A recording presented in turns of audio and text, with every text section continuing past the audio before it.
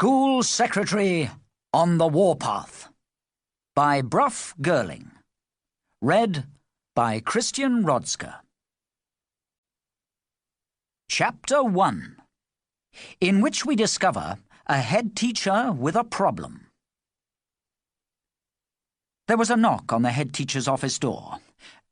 "Come in," said Mr. Mackintosh. If you're a head teacher, you're never quite sure who's going to interrupt you next or what it will be about. It's all part of the excitement of the job. The door opened, and Mrs. Janet Perkins, the school secretary, stepped into the room. I don't know if you've read about Mrs. Perkins before. In case you haven't, I should point out that she is a rather remarkable woman. Although on the outside she looks much like any other school secretary, a kind smile, the occasional frown, and sensible shoes, inside she's as tough as a rhino's big toe. She's got nerves of steel and an outstanding ability to get things fixed. A bit like Superman, but without the silly red cloak. No school sec would be seen dead in a red cloak. Mrs. Perkins once rescued the whole of St. Gertrude's Junior School single-handed, following a criminal incident when the school dinners exploded. But that's another story. Mr. Mackintosh was pleased to see her. Like every head teacher, he relies on his school secretary to keep the place running smoothly. She is more valuable to him than all the tea in the staff room. "Oh, good morning, Mrs. Perkins," he said brightly. "Good morning, Mr. Mackintosh," she replied. But the moment she did so, the head could tell that she was not her normal, smiling self. Her voice sounded tense and strained. "Is something the matter?" he inquired. "I'm sorry," said Mrs. Perkins, her voice cracking with emotion, "but there is. I'm at the end of my tether. I just can't cope any longer." "Now, whatever do you mean?" said Mr. Mackintosh, turning pale. The last thing on earth a head teacher needs is a school secretary who feels she can't cope. "This school has finally got me down," said Mrs. Perkins, sinking into the chair opposite his desk. "All the playground fights, the punching and kicking, the spitting, the swearing, and that's just the teachers." Mr. Mackintosh went even paler. She continued, "The children are just as bad. Already this morning I've been down to the infants to put out a fire, replace a wash basin, and untie poor Mr. Jenkins, the games teacher." "Oh, come now, I'm sure it can't be as bad as all that," said Mr. Mackintosh weakly. "Well, it is, head teacher. There's much more to being a school secretary than most people imagine. All those forms to fill in, silly parents to deal with, sick to clear up, knees to plaster, lavatories to unblock. Oh, the children are all right most of the time, but people like the kitchen staff are worse than useless, always stealing the food and chewing tobacco.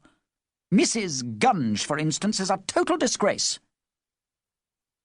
Mrs. Gunge is chief cook and dinner lady at St. Gertrude's. Mrs. Perkins pulled a handkerchief the size of a scout tent from the sleeve of her treasured green cardigan and dabbed her nose with it. For a terrible moment, Mr. Mackintosh thought she was going to cry. "I just don't think I can take any more," said Mrs. Perkins. She said it quietly, and he knew that she meant it. He also knew that he was in trouble. Trying to run a school without a school secretary is like trying to eat a Chinese meal with only one chopstick. "Oh, dear," he said. "This is not like you, Mrs. Perkins. I really think you need a bit of a rest. I think you should take the day off. Go home and put your feet up. Perhaps you'll feel better in the morning." "Well, yes, thank you, Mr. Mackintosh. I think I'd better go home. I'm not much use in this state. But are you sure you can manage without me today? There's all the dinner money to collect, and a bus to order for the first-year swimmers." Yes, you leave all that to me," said Mr. Mackintosh, a kind smile hiding his sense of utter panic. Janet Perkins left the room, and, as directed, went home. Mr. Mackintosh got up from behind his desk. With a huge sigh, he walked over to the window. Outside it was break time, and he could see Jenny Ferguson and two other girls from the reception class pulling up the school tulips and eating them, but he hardly even noticed. He was much too worried about what Mrs. Perkins had said to care. "Oh, well," he said eventually, "I suppose life must go on. I'd better see about that bus for the first-year swimmers. He opened a copy of The Battleground. It's the head teacher's newspaper that tells them how to do their job. He was hoping to look up the phone number of the bus company that the school normally used. Instead, he saw something much more important. It was an advertisement which caused his eyes to widen and his jaw to drop open. I'll tell you a bit later what it said. Chapter 2, in which we, unfortunately, have to meet Hairy Harry the Hatchet Man. Later that day, in fact at the very same time as Mrs. J. Perkins was at home slipping off her sensible shoes and putting her sensible feet up on her sensible footstool, Mr. Hairy Harry the Hatchet Man was relaxing in another part of town with a pint of his special lager-free alcohol. Hairy Harry the Hatchet Man is one of the most fearfully frightful villains you could ever wish not to meet. For a start, he's quite horribly hairy. He's got thick black hair all over, including the palms of his hands and between his huge toes. He's like a bear, only not so well behaved. No bear, for instance, carries an axe under its overcoat or picks its nose with a flick knife. I said that Harry was relaxing, but in truth he was rather bored. He was sitting in his dingy room in the cellar of a disused building on some wasteland. It was a scene of utter devastation, far worse than your bedroom. The floor was covered with old bottles, cigarette ends, nail parings, apple cores, bones, and banana skins. If your mother had seen Hairy Harry's room, she would have had a purple fit. Harry sat on his old broken sofa, put his feet on an upturned beer crate that served as a coffee table, and twiddled his great big hairy thumbs. "I don't know," he mumbled to himself. "If only there was something interesting to do. This is worse than being in prison." Hairy Harry knew quite a lot about being in prison. He threw his empty beer glass at a passing rat. "If only some of the lads were out and about."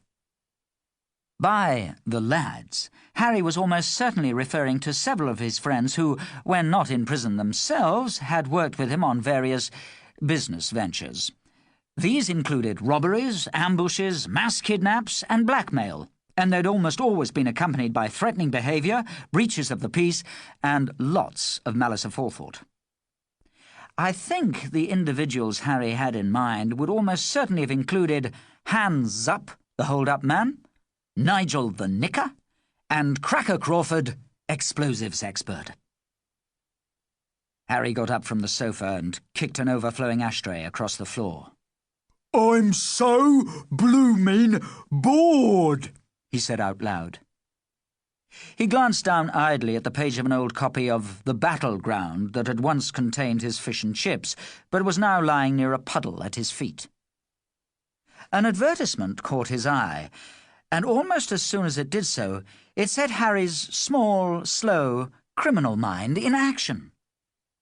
As a matter of fact, it was the same advert that Mr. Mackintosh had seen in the last chapter, the one that caused his eyes to widen and his jaw to drop. This is what it said.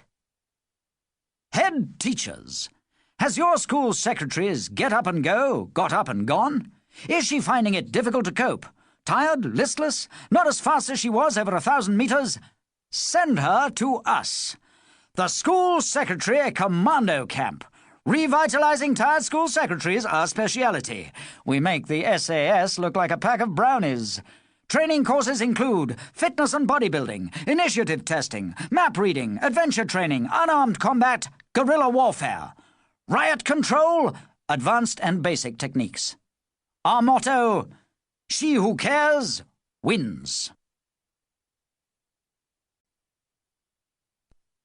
Chapter 3. Another problem for the head teacher. When Mr. Mackintosh arrived at St. Gertrude's the next morning, he was pleased to see Mrs. Perkins standing in the foyer on the lookout for latecomers. "Good morning, Mrs. Perkins," he said. "I hope you're feeling a bit better this morning."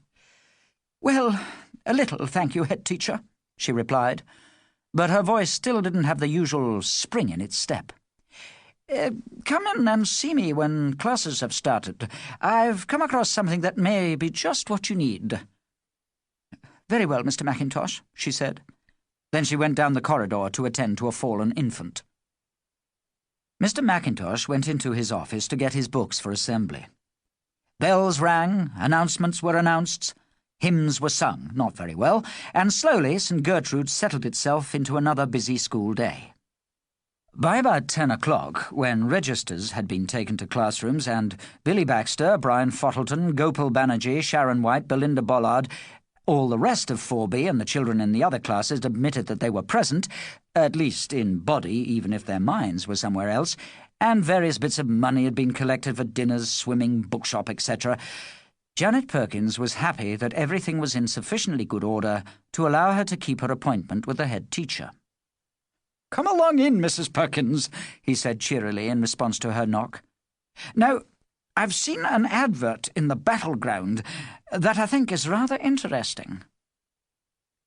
"Oh?" said Janet, slightly surprised. "Yes. It's a special commando training camp where school secretaries who are feeling a bit under the weather and are finding it difficult to cope can go to be retrained. Apparently they come back totally refreshed and revitalized and ready for anything primary school life can throw at them. What do you think?" "Well, I must say it sounds very interesting." "Good. I thought you'd take a positive attitude towards it," said the head, pleased with her response. "As a matter of fact, I phoned the camp yesterday afternoon to find out more. It seems that what they offer can make you feel like a new person.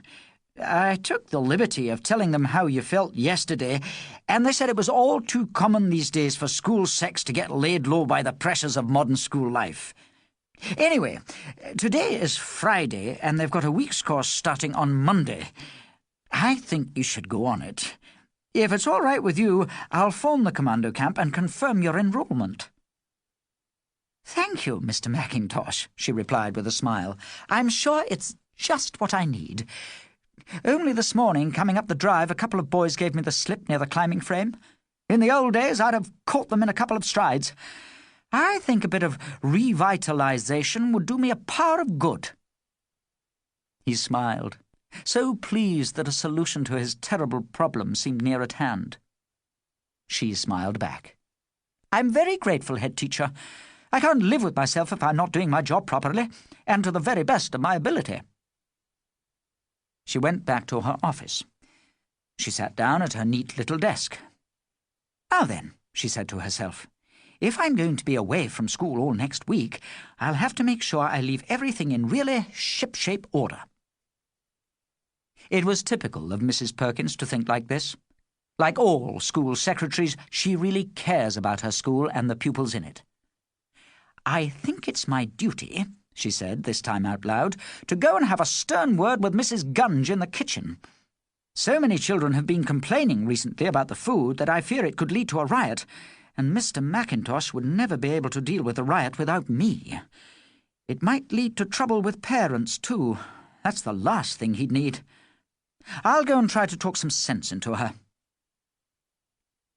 If you've ever been in a junior school, and I expect you have, you'll already know the amazing but true fact that dinner ladies are either very nice or very nasty. They're never a bit of both.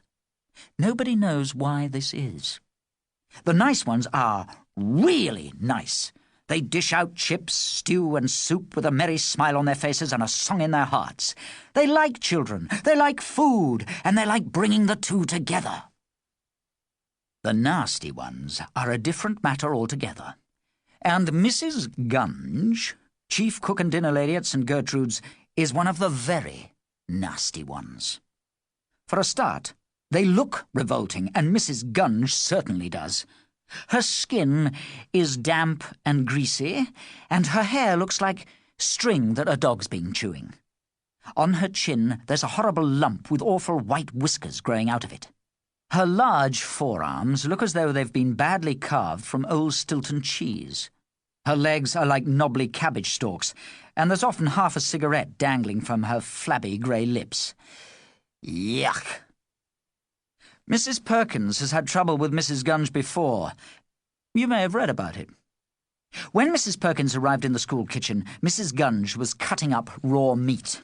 Her hands, the colour and texture of corned beef, wielded a great kitchen knife with a flourish that Harry the Hatchet Man would have admired. "Well, what is it, Mrs. Bossy Bum?" asked Mrs. Gunge with a snarl. "I'm going away next week, Mrs. Gunge," said Janet Perkins coolly, "and I thought I ought to tell you that several children have been to see me recently to complain about your cooking." "Oh, they have they? Blooming kids! If I had my way, they'd be put down at birth. They ruin this school, they do." "They say they don't like the way you make gravy. It's either as thin as old dishwater, or it's so thick they have to carve it with a knife. And they don't like custard with such large lumps in.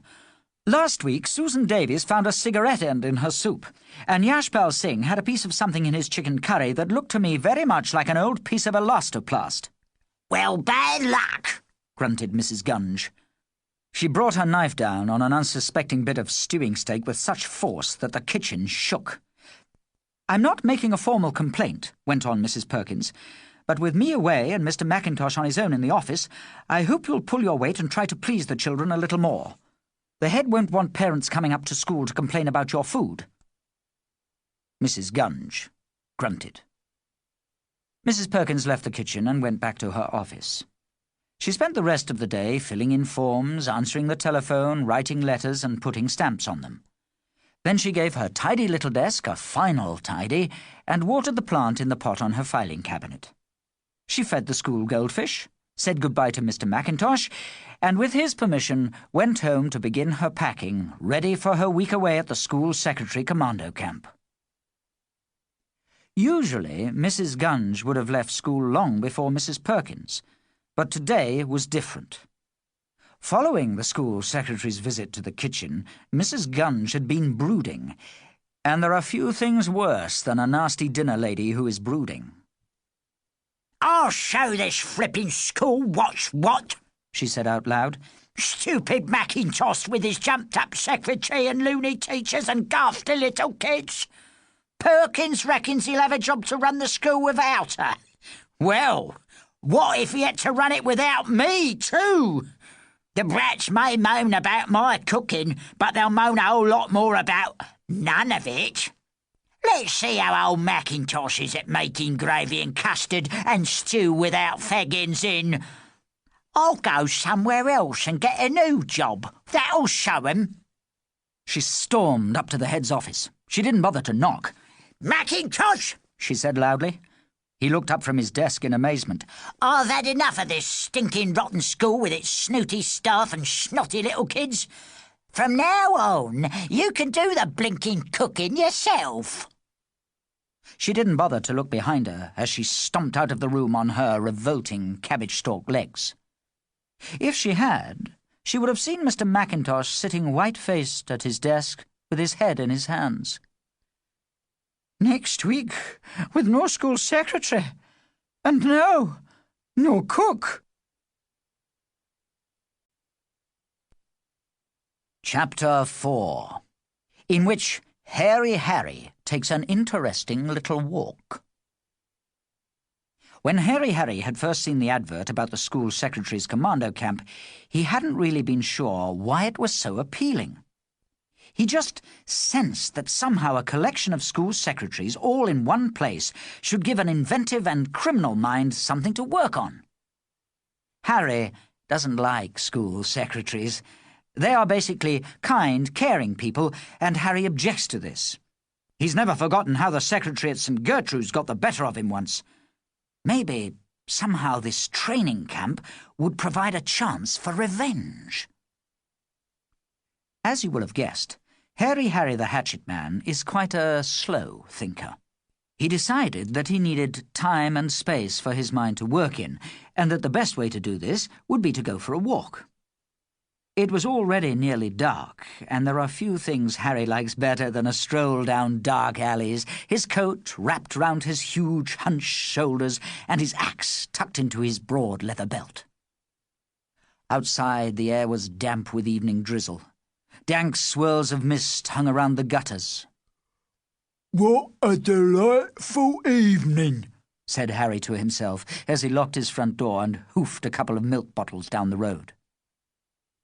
Then, as he reached the end of a particularly dingy little lane, he sensed the presence of another human being. Harry is by nature a suspicious sort of person. Someone who has spent as much time as he has running away from the police, probation officers, prison warders, and other criminals often is. And now Harry was certain that there was a person standing in a dark doorway about 30 meters ahead of him on the right. He slowed his pace and slid his hand inside his coat, just in case. He found the sharpness of his hatchet blade very reassuring as he tested it with his large, hairy, misshapen thumb. If you're as horrible as Hairy Harry, difficult, you're always on the lookout for criminal opportunities. If there was a figure in the doorway, it might be a fat businessman sheltering from the rain with a briefcase full of credit cards. It might be a silly little shopkeeper with a bag full of the day's takings, or wages for his honest little workforce. It might even be a frail little senior citizen on the way back from the post office with a purse full of pension. You never know. It's always best to be ready to do a bit of business. As Harry got to the doorway, he drew his axe and raised it menacingly, shoulder high. He walked forward on tiptoe, stealthily, like a leopard stalking its prey. He was therefore more than a little surprised when the figure, obviously having spotted his approach, stepped from the darkness and spoke to him. "Well, I never. Good evening, Harold." "Eh? What?" "I said, good evening, Harold. It's very nice to see you out and about in the fresh air once more." Hairy Harry recognized the owner of the voice and was amazed. It was Police Chief Inspector Bollard. In case you don't know, his daughter Belinda goes to St. Gertrude's. "Now look," said Harry menacingly, but lowering his axe. "You can't get me for anything this time. I haven't done anything." "I never said you had, Harold. Ha, ha, ha," said the Chief Inspector with a rather sarcastic laugh. "Well, I haven't." "I know that, sir," said Chief Inspector Bollard. "By the way, I've just seen a few of your old friends going into the Slug and Lettuce in the High Street. Quite a lot of your little pals, in fact." "What do you mean?" said Harry suspiciously. "Well, now," replied the police officer thoughtfully, "Hands Up was there, and Nigel the Knicker, and Cracker Crawford the Safe Blower. I hope you won't be joining them, Harold. Me and my men would get most interested if you little lot started putting your horrible heads together. I think you know what I mean." "Oh, no, Chief. I wouldn't even think about it. I was just out for a innocent little walk." "Very well, sir," replied the Chief Inspector. "I wish you good night. Be good, if that's possible in your case." Chief Inspector Bollard touched the peak of his flat policeman's hat in a little salute and strolled off up the road towards a cup of tea in the police station. Hairy Harry the hatchet man stood in the dark doorway until the officer was out of sight, and then he ran as fast as his great hairy legs could carry him towards the High Street and the Slug and Lettuce. Chapter 5. A Jolly Little Reunion. Sure enough, when Harry slid in through the side door of the Slug and Lettuce in the High Street, there, huddled round a grubby little table, were three of his very best friends. They were glad to see him, and there was lots of backslapping and beer-buying and general jollity concerning their reunion.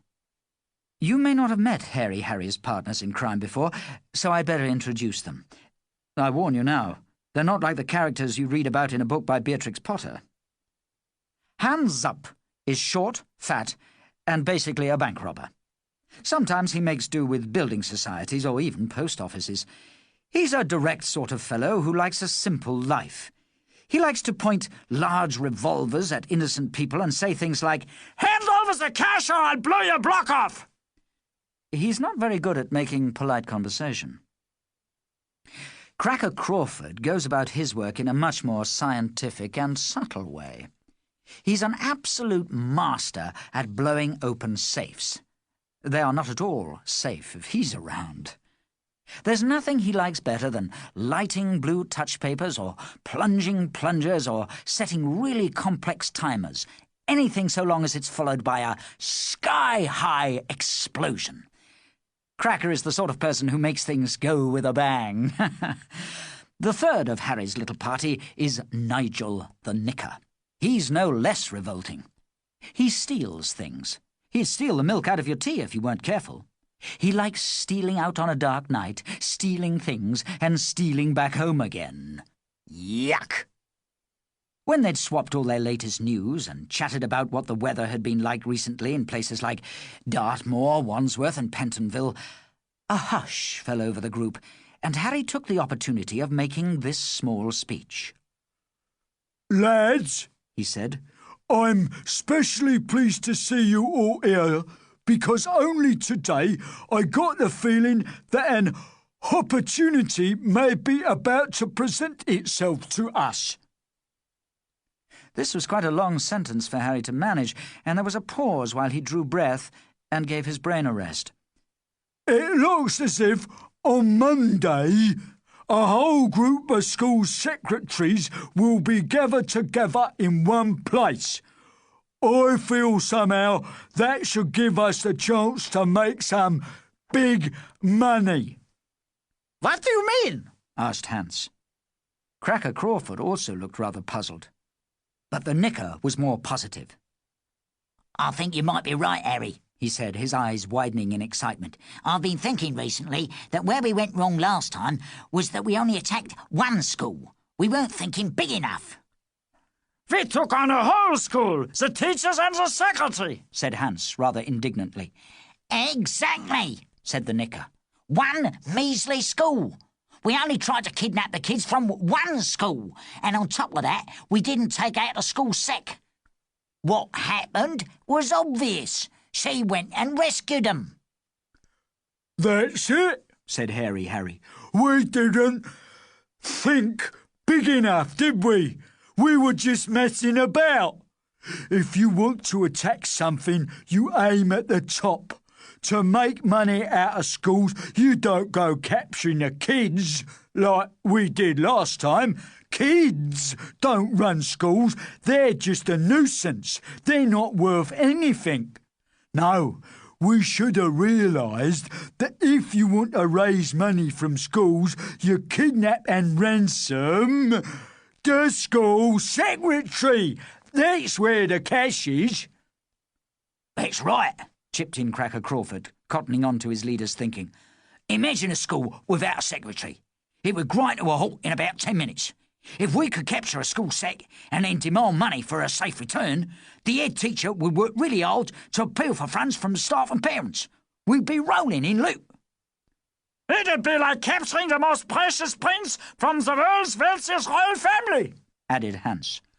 Exactly, said Harry, a beaming smile lighting up his hairy face.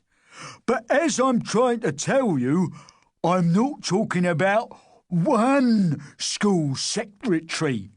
Like I said, there's going to be a whole clutch of them, gaggle or pride or whatever the name for a number of school sexes at this commando training camp from next Monday. Just think of that. We capture as many of them as we can get hold of and we ransom them for cash. There'll be so much chaos, the Minister of Education himself will probably pay up. They'll be worth millions. Our only problem, said Cracker Crawford thoughtfully, rubbing his chin with the palm of his hand, will be how to do it. The camp is a military establishment and it'll be crawling with soldiers. There'll be masses of barbed wire and sentries. It would be impossible unless we could find someone on the inside who could penetrate the defences and then let us in. The gang were thinking about this little problem rather glumly when the side door of the pub opened and in walked Mrs. Gunge. Evening all, she said, nodding in their direction and looking even more grumpy than usual. What are you lot doing out of prison? We've all been released, said Harry. We're unemployed at the moment, but we're working on a plan to put that right. Oh, yeah, said Mrs. Gunge. I'm out of work too. I've chucked in cooking at that stupid school. Schools would be all right if they didn't have kids and teachers in them. I couldn't stand it any longer, especially what with that bossy bum, Mrs. Perkins, the school secretary. She got right up my nose. So what are you going to do? Asked Harry, who remembered Mrs. Gunge fondly from the time she'd helped him in the siege of St. Gertrude's. Well, I'm looking for a cooking job in a nice big institution where they're not too fussy about food. I'd like to get one up on Mrs. Blinkin' Perkins too. Let me buy you a drink, said Harry slowly. He bought her a drink, and then he and Hands Up and Cracker Crawford and the Knicker and Mrs. Gunge huddled round a table and began discussing a plan of action in such low voices that no one could hear what they were saying.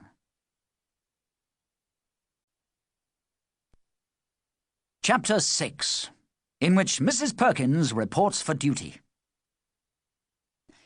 I don't know if you've ever spent a week at a commando training camp, but I know that Mrs. Perkins hadn't, and that when she got to the gates that Monday morning she was feeling rather nervous. When you're nervous, the best thing to do is to pretend not to be. She knew that, so she walked straight up to Private Peacock, who was the sentry standing at ease in front of a small guardhouse next to the end of a red and white barrier pole. He had a metal helmet on his head, and a short, semi-automatic rifle was slung from a strap on his shoulder. "Good morning," she said. "My name is Mrs. Perkins, and I've come to enroll on the school secretary's commando training course." "Very good, madam," said Private Peacock crisply, and he walked into the guardhouse and returned with a clipboard. He scanned down a list of names until he got to the letter P, ticked off Perkins and said, "Now then, madam, if you would proceed down the drive, past the large assault course in the woods on your right and the rifle range on your left, you'll see a white hut with a notice board outside it. They'll enroll you there and show you to your quarters." "Thank you very much," said Janet, and picking up her small, tidily packed suitcase, she went off up the drive as directed. She'd never been in a military establishment before, and there were many things she liked about the look of it. There were several long, low huts set among neat clumps of trees. The drive itself was lined with stones about the size of footballs, painted brilliant white. Everywhere looked very spick and span, almost as if it had been recently dusted and vacuumed. She found the hut with the notice board outside it and reported for duty. "Good morning," she said to a soldier who was sitting behind a table with more lists of names on it. She noticed he had stripes on the arm of his uniform. "I'm Mrs. Janet Perkins. I've come to join the school secretary's commando training course." Name of school, said the soldier in such a loud voice that it made Janet jump. "Oh, St. Gertrude's Junior." Right. Get fell in on the parade ground over there. And he pointed to some open ground near the far end of the hut. Janet picked up her small suitcase and walked towards it. What a rough man, she thought to herself. If one of the children at school was that rude, they'd have to stay in over break. Round the end of the hut, Janet Perkins found a huddle of assorted women standing beside suitcases, all looking rather worried. She'd only had time to smile and say hello to a couple of them when the soldier with the stripes on his uniform came striding towards them. Right, he said loudly. Stand in 3 lines. Come on, come on. The secretaries eventually got themselves into 3 sort of lines. The soldier faced them and spoke. Actually, he shouted. Right, you horrible lot! Several of the school secretaries went slightly pale, and a few clenched their fists. You are here to be toughened up and revitalised, and it'll be me what does most of the toughening up and revitalisation. My name is Corporal Hodgkins, but most of the ladies who have been on one of these wonderful school secretary courses usually ends up calling me Corporal Punishment. Little joke. Got it?" Most of the secretaries nodded to indicate that they had indeed got the corporal's little joke. "Now, before we send you off to your dormitories to unpack your kit, the commanding officer wants a word with you. Stand to attention for your commanding officer!" The school secretaries stood to attention as best they could as a big khaki-coloured car pulled up beside the parade ground. Janet noticed that it had a little flag in a tiny chrome flagpole fluttering on its bonnet. The driver, a soldier called Bob Wagstaff, leapt out and opened the back door, saluting as he did so. Corporal Hodgkins also saluted, and one or two of the ladies tried to. A large, rotund man emerged from the rear of the car. He had a very red face, a white moustache, and was wearing an immaculate uniform with lots of badges, pips, and medals all over it. He walked up to the corporal and said, "Thank you, Hodgkins." Then he turned to the new recruits. "Good morning, ladies," he smiled. That's more like it, thought Janet. A gentleman at last. "It's very nice to see you all here. My name is Brigadier Bletherington Gore, and I'm in charge of your training course. I'm sure you're all going to have a simply ripplingly good time, and that you'll leave here at the end of the week feeling absolutely tip-top and ready for anything that school life can jolly well chuck at you. We'll make women of you here, won't we, Corporal?" "Yes, sir!" shouted Corporal Hodgkins, so loudly that the Brigadier ducked slightly, as if a low-flying aircraft had suddenly gone overhead without warning. "Jolly good. Well, I suggest that you all shuffle off and find your dormitory and whatnot, and meet back here later in the morning to collect your boots and uniforms. I've just got to pop and see someone, but I'll be back in about an hour, and then, as we say in the Army, let battle commence. I believe that Corporal Hodgkins here will be starting you off this afternoon with a little weightlifting and general bodybuilding. Correct, Corporal?" "Correct, sir!" shouted Corporal Hodgkins, with a force that nearly took the Brigadier's flat hat off. "Right. I'll leave you all to it," said the Brigadier. And with a wave of his hand and a large beaming smile, he got into the back of his official car and was off. Or should I say, off. Not long after this, while Janet Perkins and the rest of the recruits were being shown to their large dormitory barrack room, with its hard metal beds, were unpacking their suitcases into its hard metal lockers, and trying out its few hard metal chairs, Brigadier Bletherington Gore was sitting in his office waiting to see the person he said he was going to see. There was a knock at the door. "Jolly well come in," said the Brigadier. And in shuffled the person in question. Now then, you'd like to be our new cook, is that right?" "Yes, that's right," said the person. "And, have you been a cook before?" "Oh, yeah, I've been a cook before, all right." "Good," said the Brigadier brightly. "When can you start?" "Right now," said the person. "Jolly good," said the Brigadier. "I suggest you go off into the kitchen and make a start." "Yeah, I will," said the person, and she shuffled out of the room on her cabbage-stalk legs. I think you'll have guessed who she was. Chapter 7, in which we learn about commando camp breakfasts and attend a military briefing. At dawn the next morning, a trumpet sounded. It was time to get up at the school secretary's commando training camp. Janet Perkins swung her legs over the edge of her hard metal bed and put her feet on the cold floor. She felt a bit stiff and sore after the bodybuilding exercises that Corporal Hodgkins had put them through the afternoon before. "Right, you horrible lot!" said Corporal Hodgkins when the school secs had all cleaned their teeth, made their narrow little beds, and lined up on the lawn outside their hut. "I expect you're all ready for a spot of breakfast." "Oh, yes, please, Corporal, we certainly are," said several of them together. Janet smiled.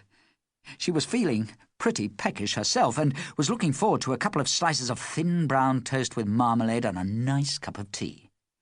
"Well, you can forget it," said the corporal with a terrible grin. Before you tucks into anything at this camp in the morning, you has to go for a little run. Once round the lake. Get moving. 1, 2, 1, 2, 1, 2. Janet Perkins and the rest of the trainees set off round the lake.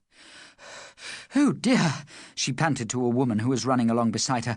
"This is rather hard work, don't you think?" "It certainly is," replied the other sec. "I work at the Frank Bruno Church of England Mixed Infant School, but this is much tougher than even that." As they came round the far end of the lake, Brigadier Bletherington Gore and his driver, Bob Wagstaff, were standing in front of his large staff car, which was parked beside the road. "That's jolly well it, laddies. Keep it up. It'll do the world of good." Silly old buffer, thought Janet. I bet he couldn't run round a goldfish bowl, let alone a lake. Breakfast was a welcome thought. The school secretaries, many of them now rather alarming shades of pink, purple, and red, sank down on the dining hall benches in front of large mugs of tea and plates of egg, bacon, tomatoes, mushrooms, and beans. However, when they looked down at their plates, many of their mouths fell open in horror. The eggs were black. The bacon looked like string, and the tomatoes, mushrooms, and beans all looked as if they'd recently suffered a fairly large nuclear accident. "What terrible food," said Janet to the school sec from the Frank Bruno C of E school. "I know. I thought the food at Frank Bruno's wasn't very good, but this is appalling. What with all this exercise, there'll be nothing left of me at the end of a week here if I don't get some decent meals. Oh, by the way, my name's Mrs. Dickinson. Call me Myrtle," she added. When they were walking away from the dining hall and placing their empty trays on the sill of a small serving hatch that led through to the kitchen, Mrs. Perkins got something of a shock. Her eyes must have been deceiving her, but for a moment she was almost certain that as she glanced through the hatchway into the large kitchen, she'd caught sight of the back of a very familiar figure in a dirty apron, complete with a pair of knobbly legs and torn carpet slippers. But it couldn't have been who she thought it was, especially as the figure seemed to be talking excitedly into a small handheld mobile telephone. Directed by Corporal Hodgkins, the school secretaries assembled in a large lecture theatre facing a huge blackboard with a big map hanging from it. When they were all ready, Brigadier Bletherington Gore strode into the room and addressed them. "Now then," he began, "before I talk about today's events, I need to mention what's going to happen tomorrow morning. We'll be going through some special training exercises which involve you working with real school children. For instance, we'll be looking at your riot control techniques and giving you some hints and tips on how to maintain the upper hand in all conflict situations. Now, in order to do this, we need one of you to volunteer to ring your school up and get them to organise a coachload of assorted juniors to be sent here for the day. It's important that they arrive early in the morning. Any offers?" Janet Perkins put up her hand straight away. She knew Mr. Mackintosh would value the chance of getting some of the children out of the school and off his hands for a while. "I'll arrange it," she said. "Jolly good," said the Brigadier with a beaming smile in her direction. "Please phone your school sometime before lunch. About 20 of the little blighters should be enough. Now then," he continued, "one of the highlights of your week's course here takes place this afternoon and evening. It's a military combat exercise, or maneuver, which will test your skill, initiative, and courage under pressure. All characteristics, I'm sure you'll agree, that every tip-top school secretary needs." Several of them nodded in agreement. "The exercise will sound comparatively simple. All you'll have to do is capture a tank driven by me. I shall start from the heathland well to the south of the camp here," he tapped with a pointer to a spot on the large map, "and my aim will be to get to the central parade ground here by midnight. Your job is to stop me. You'll all be equipped with paint guns, like this one here." He held up a revolver with a short, fat barrel. "It shoots pellets of paint. It shoots pellets of paint. My tank will have been captured if you can hit it on the turret with a jolly good splodge of paint." He beamed a smile at his audience. "I must warn you that Corporal Hodgkins and his men will also be part of the exercise and will not make it easy for you. I think he'll keep you on your toes with some fairly spectacular surprises. Is that right, Corporal?" "Oh, yes, sir," said the corporal snappily. Anyway, ladies, I'm sure you'll agree that developing the skills necessary to capture a tank under adversity will be supremely useful when it comes to getting back to your schools and making sure they run like clockwork. Now, you'll spend the rest of this morning on map reading, camouflage, weapons training, and guerrilla warfare tactics. I'm sure you'll find that this afternoon's exercise is one of the most memorable events in your short stay here." How right he was. Chapter 8, in which more than one person gets taken out. In the camp kitchen, when the breakfast things had all been cleared, and the burnt egg and bacon had been scraped off the plates and put in the dustbins where it belonged, Mrs. Gunge stuffed her mobile telephone into the front of her dirty apron, lit a cigarette, and set to work on tasks that are not usually associated with cooking. For instance, she slid a carving knife into the top of one of her thick woolly socks, tucked a heavy rolling pin under her ample armpit, stuffed a packet of biscuits and a short piece of rope into her apron pocket, nipped out through the back door of the dining hall, and set off down the drive towards the main gate. When she got there, she found Private Peacock standing at ease beside the red and white barrier, his metal helmet secured tightly on his head, and his semi-automatic guns slung smartly from one shoulder. "Good morning, Ducky," she said. "I'm the new cook. I was thinking, you sentry blokes must get awfully bored, standing down there all day with nothing to do." "Oh, 'tis a bit boring sometimes," said Private Peacock, still looking straight ahead and trying not to move his face very much. "I expect you must get a bit hungry sometimes too," added the Gunge. "Yes, especially mid-morning," he replied. "I thought so. That's why I've brought down a packet of Choco Crunch biscuits." She rummaged in her pocket and pulled out the now rather crumpled packet of biscuits. She held them temptingly in front of him. "Your legs must ache a fair old bit too." "Yes, they do." "Why don't you sit down round the side here for a minute and have a good old crunch? No one'll see you. I'll look out for anyone." Private Peacock had been on gate duty since 6 o'clock that morning. His legs did indeed ache rather a lot, and he certainly fancied a couple of Choco Crunch biscuits. He looked back up the drive towards the camp and looked out over the red and white barrier pole into the empty lane. "OK," he said. "Thanks very much." He sat down on a small bench at the side of the sentry's guardhouse. "Sure," he said as he did so. "That's a bit better." "Here," said Mrs. Gunge. "Let me take that heavy great gun off you."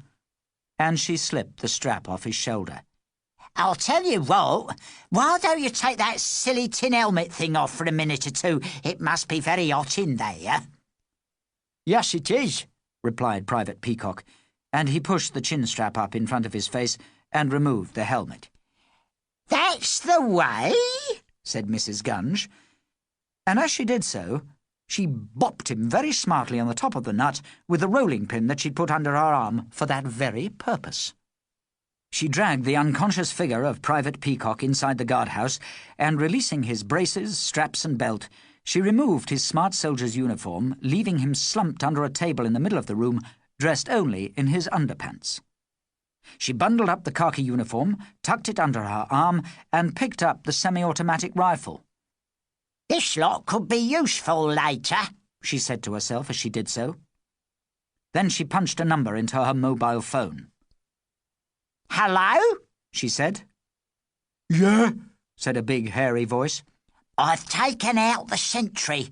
I'm just going to open the barrier. Phase 1 completed.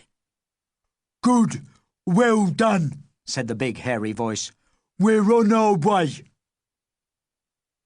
As Mrs. Gunge strolled back towards the camp kitchen, she noticed quite a lot of strange activity. For instance, Corporal Hodgkins and a small group of soldiers were busily digging a trench in a clump of trees quite near the assault course, and other soldiers seemed to be stretching thin wires across some of the smaller footpaths. In the far distance, she could hear the unmistakable deep rumble of a tank's engine warming up. When she got back to the kitchen, she stuck the rifle behind the fridge and hid the army uniform. Then she sat down on a stool by the door with a cup of instant coffee. It's hard work, she thought, cooking and washing up and taking out sentries. Outside the kitchen, near where Mrs. Gunge was sitting, was a short corridor, and on the wall were a row of hooks for coats and a yellow public payphone. She was about halfway through her coffee when she heard someone putting coins into the phone and saying, "Hello? It's Mrs. Perkins. Could I speak to Mr. Mackintosh, please?" Mrs. Gunge shuffled her stool nearer the door and cocked her head on one side to make sure she could hear every word of the conversation. "Hello, Mrs. Perkins. How are you getting on?" asked a voice at the other end of the line. Mrs. Gunge couldn't believe her luck. Looking through the crack in the door, she could plainly see Mrs. Perkins. She was wearing a running vest and shorts and had a new purple tracksuit rolled up under one arm. "Good morning, head teacher. Fine, thank you. I've just been in the gym. It's all very interesting. A little exhausting, but very interesting. I'm phoning because we need to borrow some children tomorrow for some riot control practice and things. Do you think you could send about 20 of the fourth year over, really early in the morning?" "I'd be delighted. Absolutely delighted." What with having to run the school single-handed and having to cook all the food, the idea of getting rid of a coachload of children did indeed fill him with delight. "Are you getting on all right?" asked Mrs. Perkins brightly. "I'm just fine," said Mr. Mackintosh. "But I must go now. There's smoke coming from under the kitchen door." "Smoke? That'll be that awful Mrs. Gunge, really. And I asked her to be extra helpful, too." "Oh, it's not her," exclaimed Mr. Mackintosh. "She left on Friday." "Left?" "Yes. She walked out soon after you'd gone home on Friday. I'm doing the cooking myself. I must go. I can see flames." And there was a click as he put the phone down. Janet Perkins put the phone back on its hook. "Mrs. Gunge has left. How very strange," said Janet aloud. "Yes, it is strange, ain't it?" said a rough voice behind her. And a moment later, Janet Perkins's arm had been twisted up her back, and an ugly carving knife was being held at her throat. A few moments after that, she had her hands tied behind her back with a short piece of rope. Then she was pushed across a corridor and through a door that had a small sign on it that said, "Officers' Dining Room." Like Indiana Jones or James Bond, Mrs. Perkins knew that if you're in difficulties, the most important thing is to stay alert and attentive, and not to waste time and energy struggling to escape if escape is impossible. Escape was impossible now, what with her hands tied behind her back and Mrs. Gunge's carving knife not very far from her throat. So Janet concentrated on her surroundings. She noted the layout of the small room, the position of the small window, and of the long sideboard with empty wine glasses on it.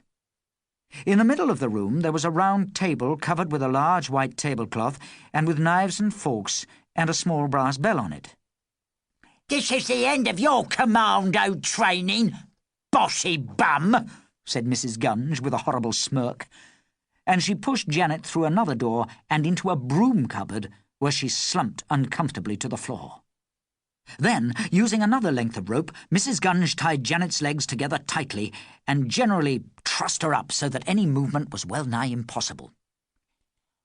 "We'll come and release you when we're ready and not before," she added roughly, and with a hideous cackle. She shut the cupboard door. Then she pulled her mobile phone from the front of her pinny and punched in some numbers. "Hello, Harry. she said. "Phase 2 completed. I've taken out the Perkins woman. She's all trashed up like a Christmas turkey. She won't give you any trouble. All we've got to do now is round up the rest of the sex, and the ransoming can start." "Well done," said Hairy Harry's horrible voice. "We'll be with you any time now. Stand by for surprises. They won't know what's hit 'em." Chapter 9, in which Driver Wagstaff discovers that he's got a problem. Driver Bob Wagstaff had had a very easy sort of morning. He'd got up early, as all good soldiers do, and after giving the Brigadier's staff car a quick going-over with a feather duster and checking the tyres and the petrol gauge, he'd set off to collect his lord and master from his house. Then he'd driven him to the edge of the lake so that the Brigadier could watch the recruits doing their pre-breakfast run. He'd hung around the back of the lecture hall while the school secretaries were briefed on the day's activities, and then he'd driven the Brigadier over to a hut on the far side of the camp where his tank was being got ready for the impending military exercise. "It all looks quite satisfactory here, Wagstaff," said Brigadier Bletherington Gore, returning to the car with a pleased grin on his face. "You can take the afternoon off. I'll get a lift in the corporal's jeep until the exercise starts." "Very good, sir," said Driver Wagstaff, who liked the idea of an afternoon off. Driver Wagstaff got back into the car. "Now, how shall I start my half-day?" he thought to himself. "I know. I'll go down to the Crown and Ferret for a glass of lemonade before lunch." And that's what he did. It was very pleasant to be in the large, swanky car without the Brigadier. It made it easy to pretend for the moment that the car was his own and not the property of Her Majesty's Armed Forces. It sped down the drive with a satisfactory purr, and Bob didn't even have to stop at the guardhouse because the barrier pole was already up. "Peacock's probably gone to sleep, lazy blighter," laughed Driver Wagstaff as he turned out onto the lane. As you know, he wasn't far wrong. The Crown and Ferret was a very homely-looking pub with black beams, white walls, a red tile roof and pink roses growing up round the windows. There was a car park round the side, and on the grass near the front door were a couple of wooden tables with benches beside them for people and families who liked to drink outside. Bob Wagstaff parked the car at the side of the pub, locked it carefully, and went inside. "Good morning, Rich," he said to the tall, thin man behind the bar. "Morning, Bob. What'll you have?" "Oh, just a small lemonade, please, and a packet of crisps." Bob sipped his lemonade quietly and crunched his crisps noisily. But he hadn't been doing it very long before he was joined at the bar by another drinker, who stole up to him in such a silent and stealthy manner that Bob jumped a bit when he spoke. "Good morning. Nice day." "Yeah," said Bob Wagstaff. "Very nice."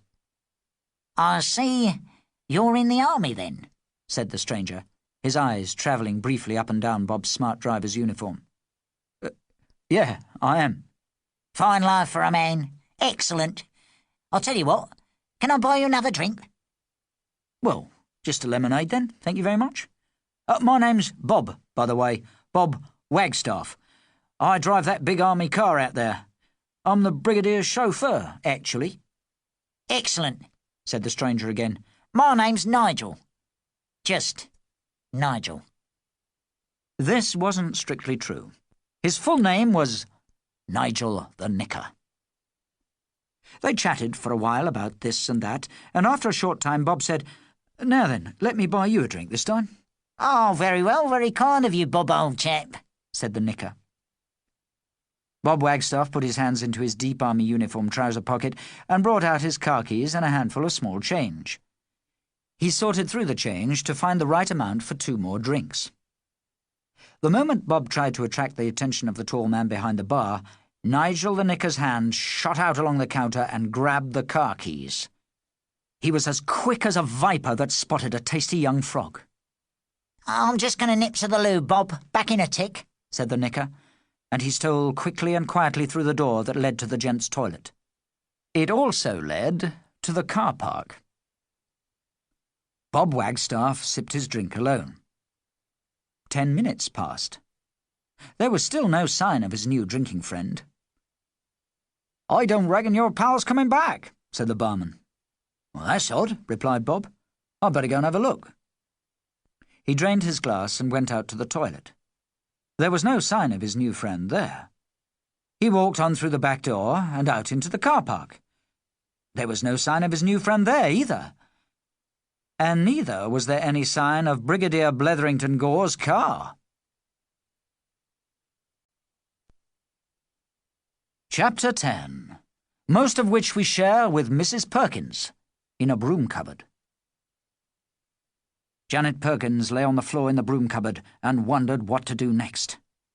There was quite a good-sized gap under the door, and although this was the only source of light in the cupboard, it wasn't long before her eyes became accustomed to the semi-darkness, and she was able to make out some of the things that surrounded her. There were mops and brooms and a couple of buckets, and high up on the walls, way out of her reach, were shelves with boxes on them. Janet wriggled until she was flat on her back, and then strained her eyes trying to make out any lettering on the side of the boxes which could give her a clue as to what might be inside them. But it was too dark to see. Maybe they contained wine bottles. "This is obviously where the catering staff keep their cleaning things and spare supplies for the officers' dining room that I came through," she said to herself. Then she noticed that at the far end of one of the shelves there was a stack of dinner plates. She could just make them out in the gloom. Suddenly a wry smile played on Mrs. Perkins' lips, or it would have done if the gag that Mrs. Gunge had made out of a dishcloth hadn't got in the way. She was very tightly tied up, and the ropes hurt her wrists and legs. But ignoring the pain as much as she could, she began to wriggle and twist and struggle in an attempt to move towards one of the brooms. After much heaving and panting, she twisted herself round so that she was sitting up with the broom behind her. Although her wrists were tightly tied, she could just manage to get her hands round the handle of the broom. After much more struggling, she managed to position herself, with the broom safely in her hands behind her, to the spot on the floor that was directly below the pile of plates on the shelf. With steely determination in her eyes and a pounding heart inside her running vest, she set about the tricky task of using the broom to knock just one plate off the shelf. "If they all come down," she said to herself, "the noise will attract attention, and I'll be sunk." The job was incredibly difficult, not just because she was working in darkness, but also because of the ropes that bit into her, and the fact that the broom was behind her back and only just long enough to reach the plates. But Mrs. Perkins, as you will know, is a bit like Robert the Bruce's spider. She's not the sort of person who gives up. And after an hour or so of trying and then trying again, she got the top plate well out on its own, teetering precariously. With a crash, it fell to the floor. As she'd hoped, it broke into at least 3 pieces, and one of them was just within her reach. Shuffling on her bottom, she managed to get to it, and then began the long process of using a fragment of broken crockery to cut through the rope that bound her wrists.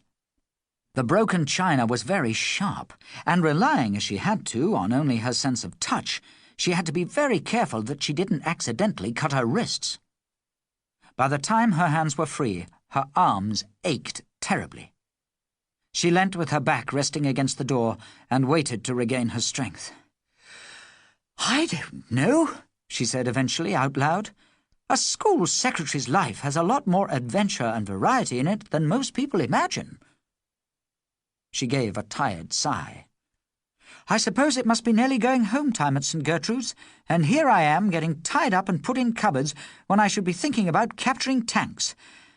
I wonder how poor Mr. Mackintosh is getting on." Actually, back at St. Gertrude's, Mr. Mackintosh was taking an assembly in the school hall before releasing the children into the outside world at the end of the day. In fact, he was making an announcement. All Mr. Mackintosh's announcements were important. All head teachers' announcements are, but this one, although he did not know it at the time, would have a serious and dramatic effect on the whole history of St. Gertrude's School. "Now, settle down and listen carefully," he began. "You all know that Mrs. Perkins has gone off to a military training camp that helps to revitalise school secretaries. Well, tomorrow the children in Mrs. Patel's class will be going to the camp to help with some riot control training exercises. So will they come and see me after assembly to collect notes for their parents? I will be driving the bus, and we'll leave from the school gate at 8 o'clock in the morning. It's very important that no one is late. Understand? The children in Mrs. Patel's class, including Billy Baxter, Belinda Bollard, Yashpal Singh, Sandra Jarrett, Wes Richards, and other friends whom you may have read about before, nodded and said yes. They gave each other excited glances. It certainly sounded as if they were in for an unusual day tomorrow. How right they were. Chapter 11, during which we attend a very interesting tea party. With one bound, Mrs. Janet Perkins was free from the broom cupboard. The sooner I get some sensible clothes on and can find out what's going on around here, the better, she said to herself as she shut the cupboard door behind her and started off across the officer's dining room. She'd only taken about 3 steps towards the door when she heard something that sent a shock of horror through her sturdy frame. Someone was coming into the room. Almost as if it was happening in slow motion, she saw the handle of the door that led to her freedom turning. She heard gruff, masculine voices. With the speed of a cheetah, or a school secretary who senses that danger is nigh, she dived onto the floor and rolled skillfully under the table. If a trained commando had been there to see it, he would have given her a round of applause. But luckily for her, no one saw her, and no one could see her now, as she crouched beneath the dining room's round table, well concealed by the overhanging white tablecloth. Then she heard a voice that she instantly recognized. "Jolly well come in, chaps," said Brigadier Bletherington Gore cheerfully. She could tell from his voice that he was very pleased with himself. "Sit where you like, men. I thought I'd take the opportunity of meeting you all in here for a bit of tea before tonight's exercise starts. I've got some rather exciting secret information for you." Janet held her breath and tried to be as thin as possible, as 6 sets of legs in army trousers and 12 very shiny black army boots shuffled into position all around her. She knew that if she could stay concealed under the table without being discovered, she might learn some vital information about the enemy's plans. In common with anyone who works in schools, she knew the value of careful spy work, or espionage. She took the whole subject very seriously. "Okay, Corporal," said the Brigadier, when the men all seemed settled into position. "Yes, sir," snapped the corporal, in a voice so loud it was all Janet Perkins could do not to jerk her head up and hit it on the underside of the table. "Jolly good." He rang the small brass bell that Janet had noticed on the table during her rapid journey through the room earlier in the day. Janet heard the door open, and in shuffled Mrs. Gunge. You could almost catch the smell of rotting school cabbage. "Brough," said the Brigadier. "Yes, we're ready for tea now, my dear, if you'll be so kind."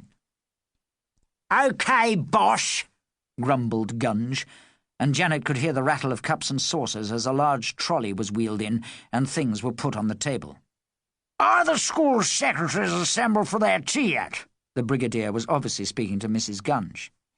Yeah, they're just coming into the dining hall now. "Good show. Make sure they get plenty of food. They're in for a busy night." And he chuckled a rather mischievous chuckle. Mrs. Gunge left the room and the door closed behind her. When he was sure that she'd gone, the Brigadier spoke in a voice that was quiet enough not to carry through the door and out of the room. Janet Perkins had no difficulty hearing every word. "Now, chaps," he began, "we've got a rather fiendish new toy which I'm going to introduce into tonight's exercise." Janet could almost hear his self-satisfied smile. "You know that the secretaries have got to zap my tank with their paint pellet guns. Well, we're introducing a rather fascinating decoy into the proceedings." "Decoy, sir?" asked one of the soldiers. "Isn't that some kind of duck?" Not exactly, replied the brigadier. The essence of a decoy is that it's a fake. Decoys deceive people, or ducks. Our decoy is a fake tank, and it's jolly well going to deceive our little friends, the school secretaries. How will it work, sir? Snapped Corporal Hodgkins. Janet recognised his voice. Well, that's the clever bit. You see, I'll be in my tank. It's been painted black, and we've fitted extra silencers to it, so it'll be pretty tricky to spot it on a dark night like tonight. But we've got an unmanned second tank, a decoy, that's stuffed to the tin lid with flares and explosives. I shall direct it by remote control from my own driving position, and I shall send it through the woods about 200 metres ahead of me. It makes quite a lot of noise and has small sidelights that I can turn on, so any good school sec will spot it in no time. The idea is that while they concentrate on the decoy, I slip past them and make a dash for the central parade ground. Please, sir, won't they realise it's a fake when they get close to it? Asked a soldier's voice. No, here's the really clever bit. I told you that the decoy is filled to the gutters with flares and explosives. Well, the outside of it is covered with small detonator pads. Janet could tell from the way that the room went silent for a moment and the soldiers' boots shuffled in embarrassment that the brigadier's audience was still not quite clear what he was talking about. He helped them out. When the secs spot the decoy tank, they'll try to zap it with paint pellets. The moment a pellet hits one of the detonators on the outside of the tank, the whole thing explodes and disappears before their eyes in a blinding flash of light. They'll be so confused and mystified by the whole bally thing that it's a total doddle for me to slip past the poor old dears. Poor old dears, indeed. Mrs. Perkins under the table could feel herself becoming red, angry, and very determined. A dangerous condition in a school secretary. You and your men, Corporal, continued the triumphant brigadier, will be deployed in a trench near the assault course. Early in the night, I need you to create plenty of excitement for the secs to keep them on their toes. Use the usual tripwire flares, etc. Okay? Okay, sir! Right, men. I think you can now disperse to your positions, and I'll go and get into my command tank. I must say I'm rather looking forward to tonight's fun and games.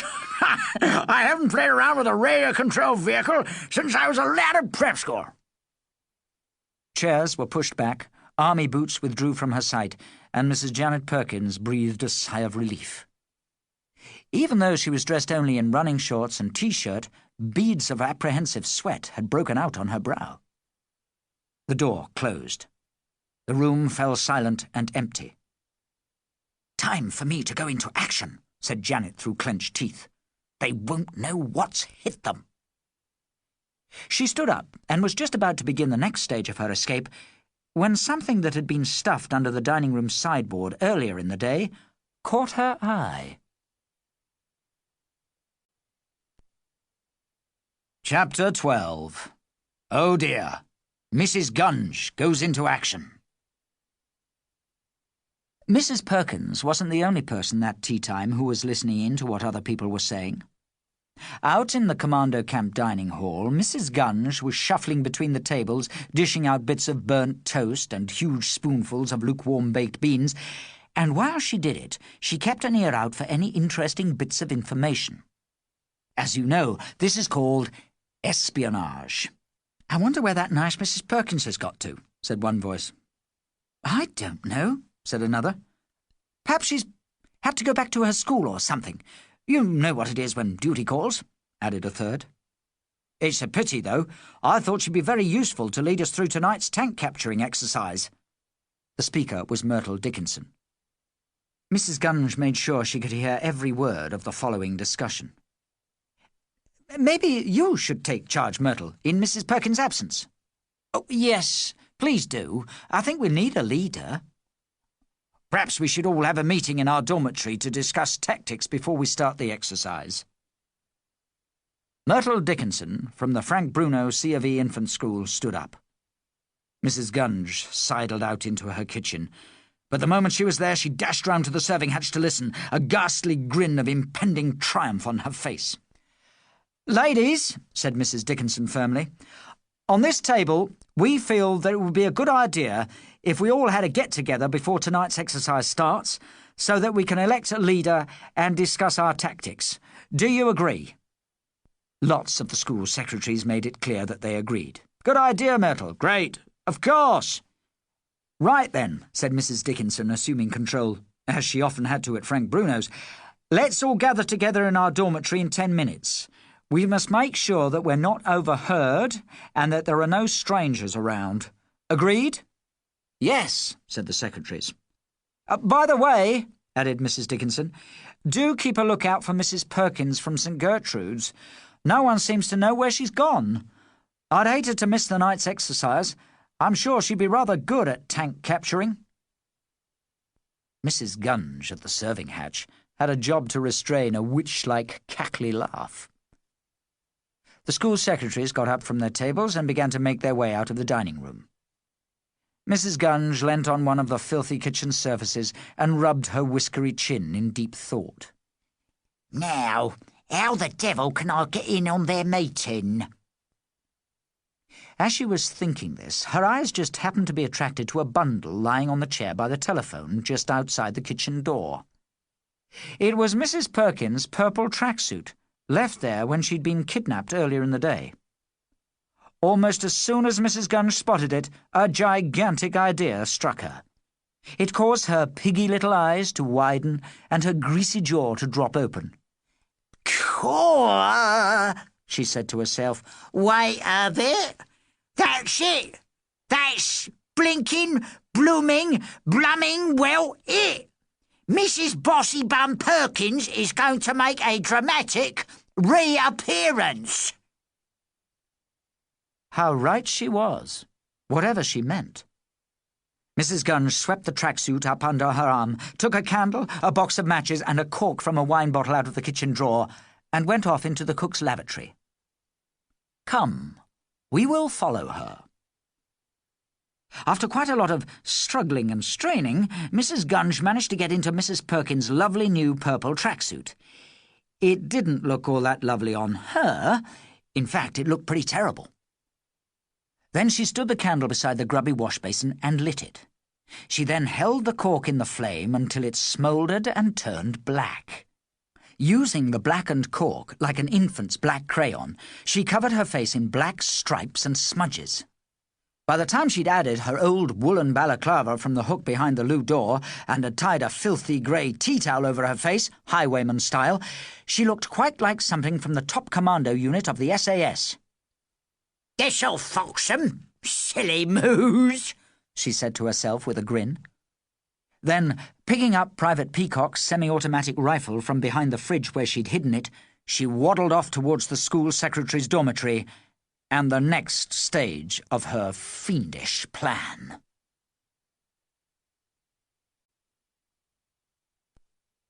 Chapter 13, in which night falls and several people are up to no good. When Mrs. Perkins crept out of the officer's dining room a few seconds later, she did not notice that her new purple tracksuit was no longer lying on the chair by the telephone just outside the kitchen door where she'd left it. The reason she didn't notice its absence was simple. She no longer needed it. And the reason she no longer needed it was because the thing she'd spotted stuffed under the sideboard at the end of Chapter 11 was Private Peacock's army uniform. It didn't take Mrs. Perkins very long to put the uniform on, and by the time she'd added the tin helmet, she too looked quite SAS-ish. She feared that the terrible Mrs. Gunge might still be lurking in the kitchen area, so she opened the officer's dining room door as silently as possible, then flattened herself, as best she could, against the wall in the corridor. She tiptoed towards the kitchen door, and, checking that no one was around, peered into the kitchen. Good. It seemed to be empty. Then she noticed something interesting lying by one of the large kitchen sinks. It was Mrs. Gunge's portable telephone. "Right, I think that might come in useful," said Mrs. Perkins, and she grabbed it and stuffed it into the pocket in her army uniform trousers. When she opened the back door and slipped silently out into the camp grounds, she was quite surprised at how dark it had become. She darted like a forest deer at twilight between the shadowy shapes of huts and trees. Suddenly, the lights of a large army car swung across her path. She dived for cover into a small bush and crouched low, holding her breath. "Good, they didn't see me," she said to herself as she lay in the bush getting her breath back. "I think I'll stay put here for a moment and await developments." Robin Hood would probably have done the same thing. It was indeed fortunate that she hadn't been seen by the driver of the car, because it was none other than the Knicker, and the car contained Hairy Harry the Hatchet Man, Cracker Crawford, and Hands Up. The car sped past the bush that concealed Mrs. Perkins and went on up the drive. Before it had gone much further, however, it veered off into the woods, down a small tarmac drive that led to the southern portion of the camp. About a mile down this track, the car pulled off the road and stopped. Hands Up got out, and so did Hairy Harry. They went to the back of the car and opened the boot. From it, they took a couple of small oil drums and some red lamps. From the roof of the car, they untied several red and white wooden poles. The Knicker then passed them out a sign that said, "Halt, Roadworks."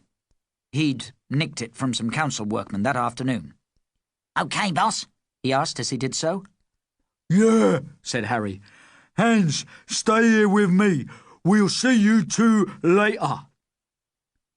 The car doors were shut, and the Brigadier's large staff car, with the Knicker and Cracker inside it, purred off into the moonlit woods. Hairy Harry and Hands Up started to set up the poles, drums, and lamps. In less than 10 minutes, they'd erected a very convincing roadworks. It was surrounded by dim red lights that glowed in the dark. "All we gotta do now, Hans," said Harry slowly, "is wait. It's a bit like being a spider waiting to catch a fly." He fingered the sharp edge of his hatchet as he said it.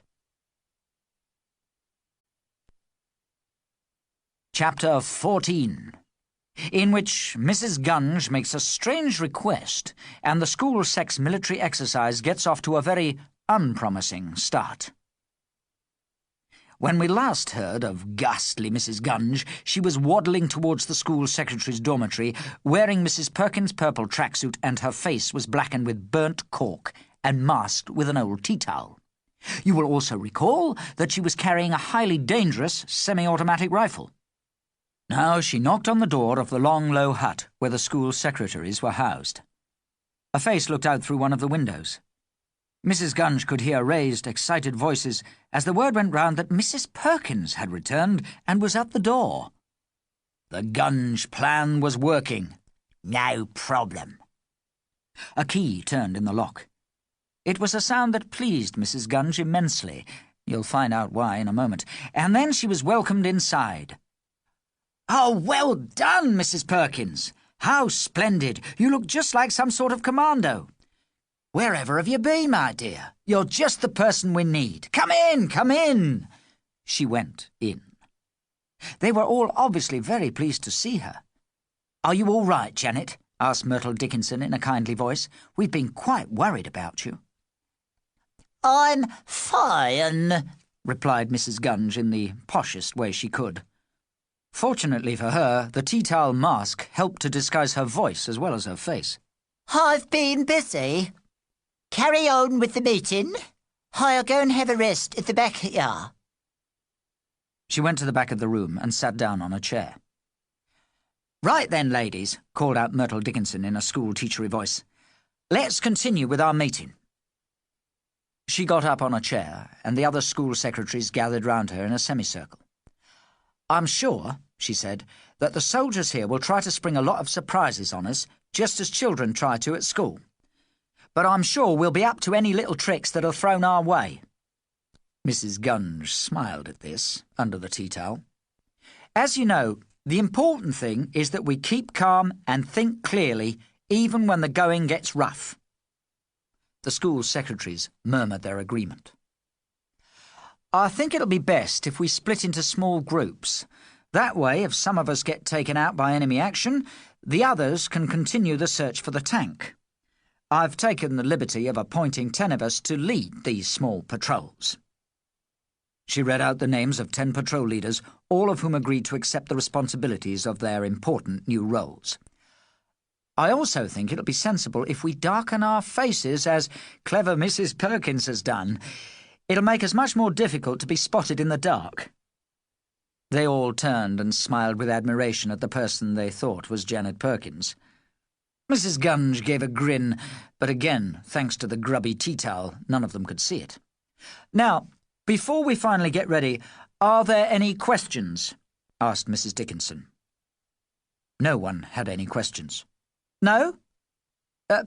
Any requests?" "Yes," said Mrs. Gunge, standing up at the back of the room. "I've got a request." "What is it, Mrs. Perkins, dear?" asked Myrtle Dickinson. "I request," said Mrs. Gunge with a snarl, "that you all stick your hands up." and she pulled a tea towel from her face and produced Private Peacock's semi-automatic rifle from behind her back. To say the school secretaries were surprised would be an understatement. They were totally and absolutely dumbfounded and stunned. Their mouths dropped open. One or two of them sank down onto beds and chairs. Some uttered tiny cries of horror and disbelief. Come on, don't just stand there like a lot of cows what's backed into an electric fence. Get your hands up!" snarled Mrs. Gunge again in her nastiest voice. Hands Up would have been proud of her. Slowly, a small forest of bewildered school secretaries' hands crept ceilingwards.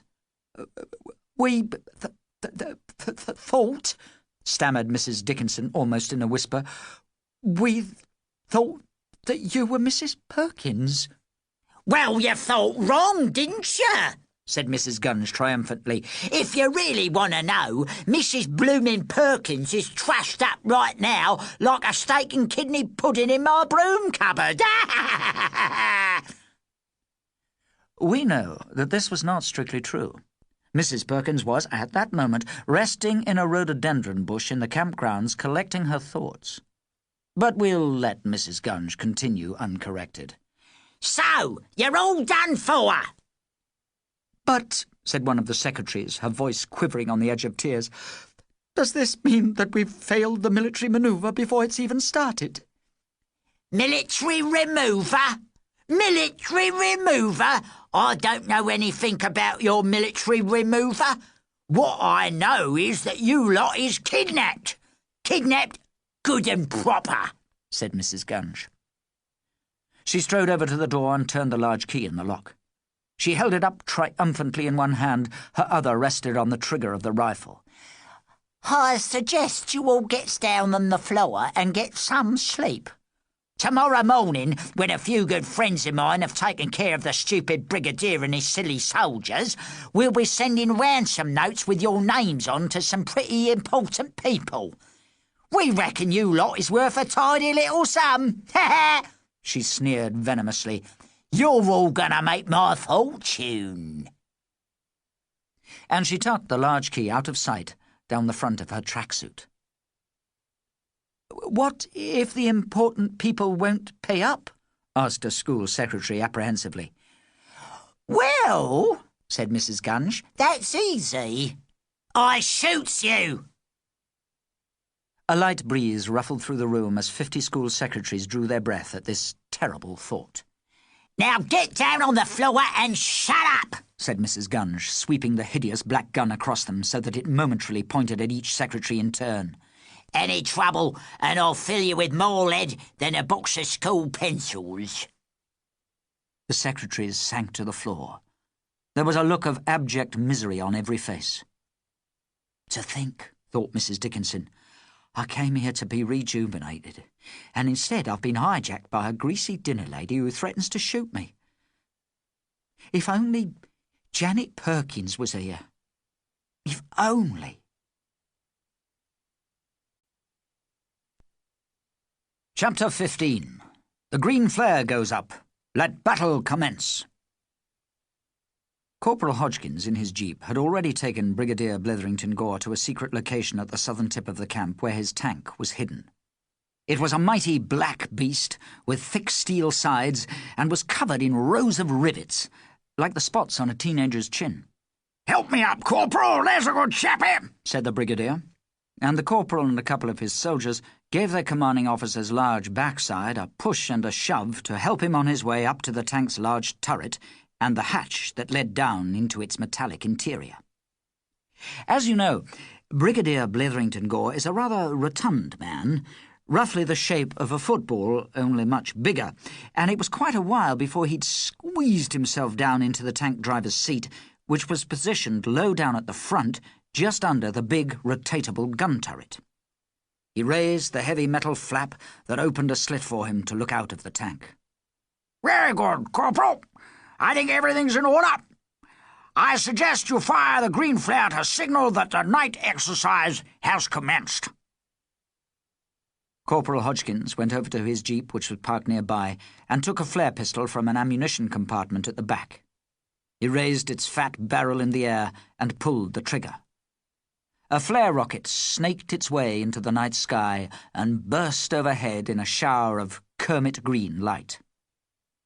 Inside the tank, the Brigadier flicked several switches, checked some gauges, and pressed the starter button that sent its massive engine into life with a deep rumbling purr. "Good. The extra silencers seem to be doing their work," he said to himself. The Brigadier really enjoyed military manoeuvres. He'd been in one or two small wars since joining the army, but he hadn't enjoyed them at all. Indeed, he hadn't joined the army in the first place in order to either kill people or get killed himself. He joined because he liked the company of men and machines, and he thought that work in an office or factory would be a bit boring. Military exercises were just right. They gave him lots of excitement without any danger. He sat now deep in the innards of the tank. He was, of course, familiar with the levers and handles that operated it, but tonight, at his right-hand side, was a small box of new and intriguing controls, a small joystick, and a row of about 6 switches. "Ah," thought the Brigadier. "I can't wait to see how the remote-control decoy works. Ha-ha! Should be a lot of jolly good fun." He eased the stick forward. A small TV monitor and rows of red lights suggested that the new decoy was on the move.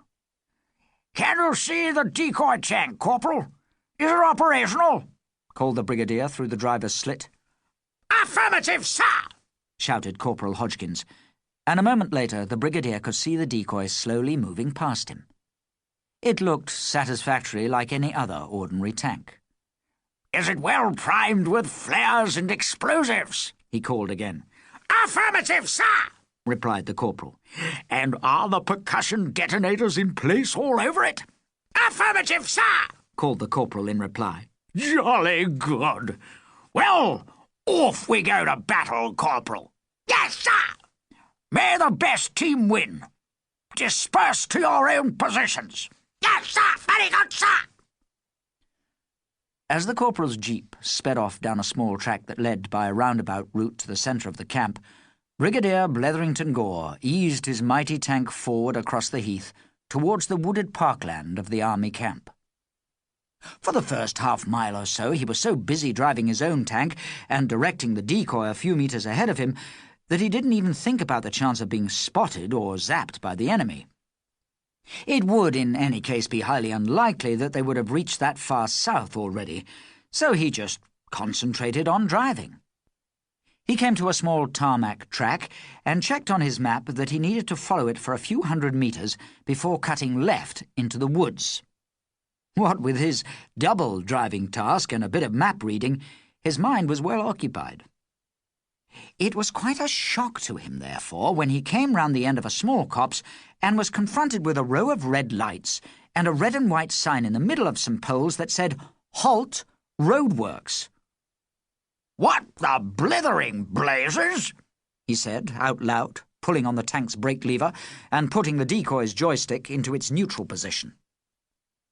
As the large tank and its accompanying decoy came to a halt, A figure emerged from a small workman's tent that was made from red and white striped plastic. The brigadier was not slow to shout at him. Now look here, my man. What the ballyheck is going on? I'm in the middle of a very important military exercise designed to toughen up some of the nation's crack troops. Why wasn't I told about these ridiculous roadworks? Oh, said the man, who wasn't a workman at all, but hands up. Well, you see, it's an emergency. A vitamin has busted. We've got to get it fixed. Well, how can I get past her? This isn't a dinky toy, you know. Tell you what, said Hans in a helpful tone of voice. I'll move a few of the poles and things, and we'll let you through. It won't take a moment, sir. Well, I say, that's jolly decent of you, replied the brigadier, pleased that the man had come round to his way of thinking so quickly. What Brigadier Bletherington Gore didn't know was that while he was having his little conversation with our friend Hands Up and winning him round so easily, a second figure was climbing onto the back of his tank. By the time Hans had managed to move a couple of the red and white poles and the halt sign, this second figure was on the top of the tank's gun turret. By the time the small red lamps had been shifted and the way was clear for the tank and its decoy to proceed, this second figure had managed to lift up the metal lid on the top of the tank, and with some difficulty, for, rather like the brigadier, he too was a large man, he had slid down silently inside the mighty machine. "Is all clear?" called the brigadier to his new-found friend, the road mender. "Yeah, I think you'll get past no bother now," called back Hans. "I very much appreciate your cooperation, old sport," said the brigadier. "I'll get on with my military maneuver."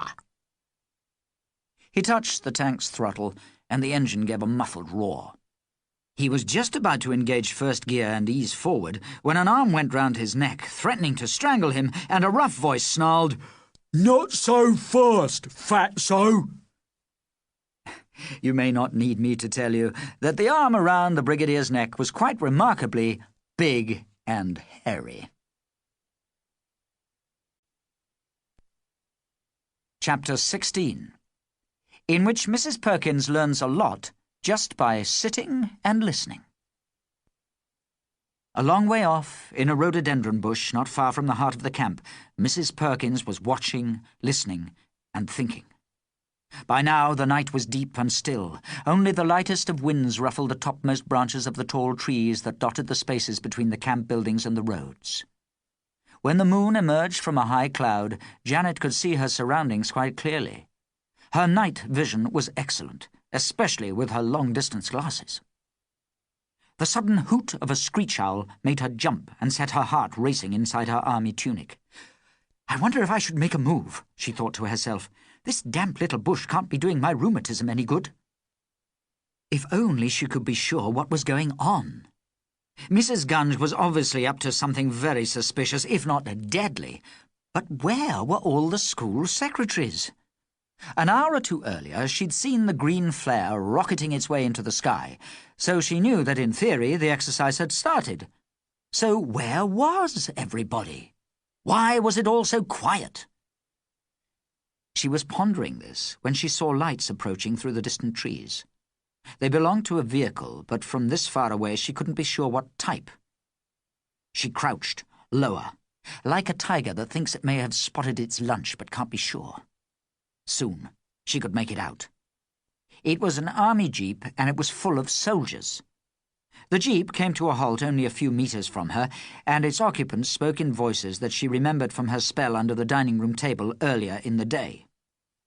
"Okay, you guys," said Corporal Hodgkins. "Get moving!" Janet could see 4 or 5 other men tumbling out of the back of the jeep and lining up beside it. "Now," said the corporal, "we're in line with the path the brigadier's tank and its decoy will take, so it's highly likely that some of the school sects may try to intercept it in this region. We're here to give 'em a few little surprises, like. Understand?" The soldiers seemed to indicate that they understood. "We're going to sit in this trench here," continued the corporal. "I've set tripwires which set off mock grenades between all the trees over there to the north. The old dears will probably come from that direction, so that should give 'em a few heart attacks." The little group of soldiers guffawed at this, and Janet's fists tightened as she heard it. "Also, in the trench, we've got stun grenades, firecrackers, rocket flares, just about everything from Roman candles to Catherine wheels.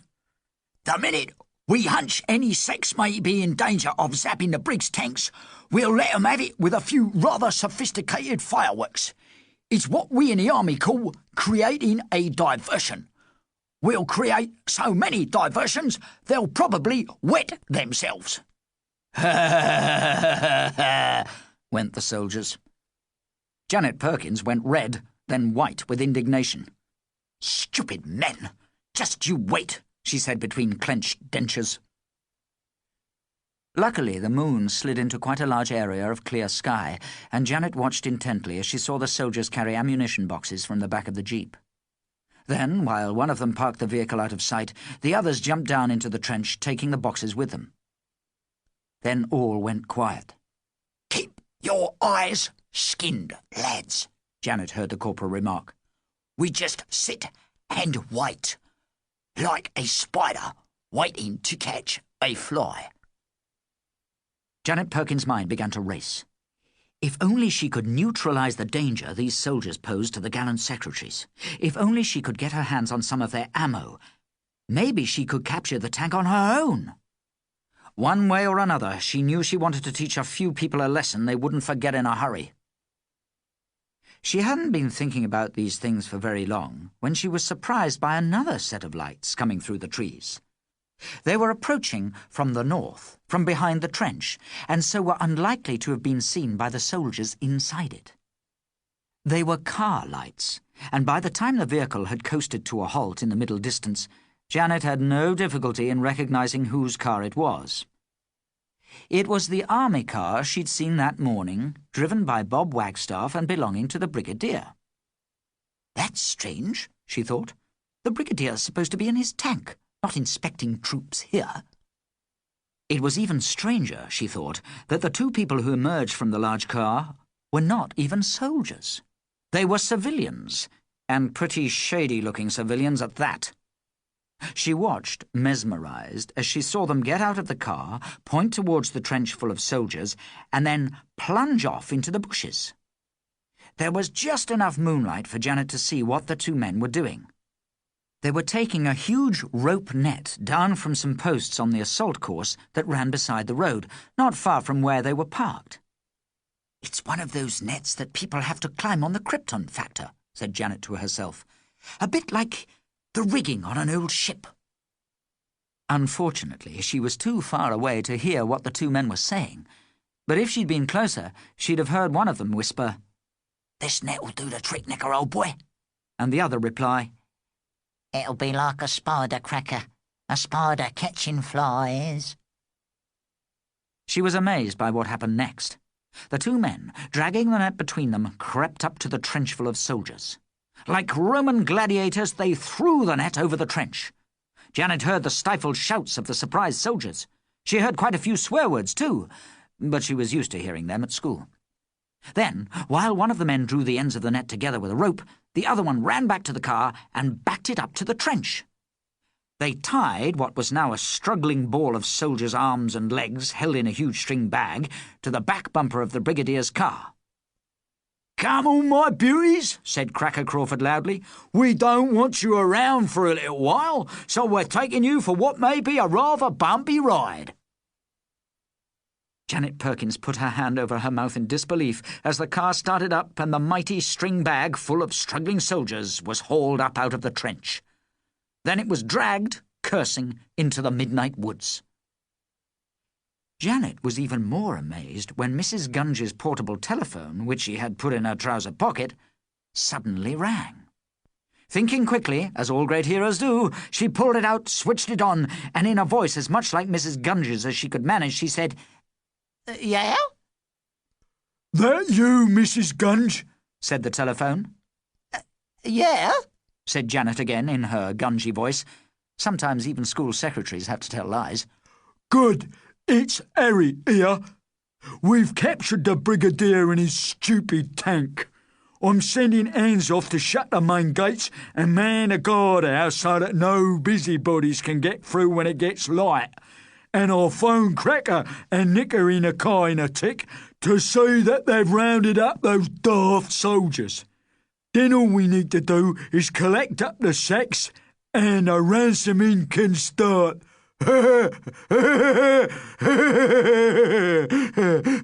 I'll phone you again. Ta-ta for now. With a click, the phone went silent. Janet Perkins could not believe her ears. Chapter 17. While some people are hard at work, much of the world sleeps. Harry the Hatchet Man was having a happy time. He was driving Brigadier Bletherington Gore's tank. Harry had never driven a tank before and was finding it most enjoyable. Brigadier Bletherington Gore was not finding it at all enjoyable. This was because he was lying at the rear of the tank in a dark and greasy locker which would have held the tank's ammunition if they'd been going into a real war. It felt a bit like a real war to the Brigadier, only a lot worse. Harry swung round and shouted to him, "Hey, Fatso, what's the number of the phone in your car?" 453671, replied the Brigadier. Why? "'Cause I want to phone my little friends, and they happen to be in your car, that's why." Blooming damn cheek, said the Brigadier. He had a red face at normal times. Now he looked like a day-glow beetroot. "Shut up," said Harry, "or I'll be forced to do a bit of hatchet practice, and that would interrupt my driving." Harry was actually getting quite good at driving the tank. He'd soon found the accelerator and brake, and in no time he got the hang of pulling the levers which made the enormous machine turn left or right. There were, of course, a lot of controls that he simply ignored, especially those concerned with firing the gun and turning the turret. He also took no notice of a small joystick, rather like the one you'd use to direct a remote-controlled toy car, which was situated very close to his right elbow. Not only did he ignore it, he didn't even notice it was there, or that he kept nudging it with his large, hairy elbow. Later on in the night, he probably wished he'd been slightly more careful about it. He took out his phone and jabbed in the Brigadier's car phone number with his hairy banana fingers. Hello, said a voice answering on the other end. "Is that you, Cracker?" asked Harry. Yeah, said Cracker. For indeed, it was. "Good," said Harry. "I'm in the Brigadier's tank. He's locked up in the back, and I've just spoken to Gungy to tell her to look out for secretaries. Have you taken out the other soldiers like I told you?" we certainly have, old boy, said Cracker with a jolly smile. Nicker and I have got them tied to the back of the car in a rope net that he nicked off the assault course. They're as safe as trout in a fisherman's keep net. "Good," said Harry. "I'll drive into the camp, and hopefully the sex will see me and attack. Then we nab 'em and round 'em up in one of the huts. I've sent hands down to the front gates to shut 'em. By the morning, I reckon a ransoming can start. And I haven't even had to swing me axe yet. It's going to be a doddle." Ta-da! Toodle pip, old bean, said Cracker, replacing the Brigadier's car phone in its rest. It's going to be a piece of cake, Nicker. A piece of cake. He and Nigel the Nicker smiled contentedly at one another, as crooks who sense that things are going their way often do. Hands Up had been instructed by Harry to go down to the camp's main gate and secure it. "Lock it up good and tight, Hans, and stay in a guardhouse so that no one can get in. We don't want police or army reinforcements interrupting us while we're doing our delicate negotiations to get millions of quid for all those school secretaries." "OK, boss," said Hans. And while Harry went off in the Brigadier's tank, Hans started to walk towards the gate as directed. Hans hadn't realised how very dark the night was, particularly when the moon went behind a cloud, or he was walking through the small clumps of trees and bushes that filled so much of the large grounds. At times, he almost bumped into trees, not seeing them until he was nearly upon them. Once, he nearly walked into a small lake that he hadn't spotted. After a mile or so, he came out onto the main drive. "Car, at last! It should be easy from here," he said to himself, turning left and walking down the drive. He tried not to let his boots make too much noise on the gravel as he went. He was quite tired when, a while later, he turned a bend and could just make out the white guardhouse by the side of the main gate. It was still some way off, and by the light of the intermittent moon it looked silent and rather ghostly. Hans felt a small shudder run up his back. "Creeping about on your own in the dark is all very well for people like the Knicker," he said to himself. "but I'm more used to teamwork, in daylight." This was true. All Hans's previous crimes had been hold-ups done in ordinary banking hours. When he got to it, he was glad to see that the guardhouse door was already open and no one seemed to be around. "I'll check this out first, then I'll go and shut the gate," he thought. "I might get the chance to have a bit of a snooze." Inside the guardhouse it was pitch black, and Hans couldn't find the light switch. He lit a match from a box in his pocket in an attempt to check the room over. There was certainly a table in the middle of it. "Ah, I'll have a lie down on that," he thought. "If I sleep for an hour or so, it may begin to get light. Then I can see what needs to be done to lock the gate."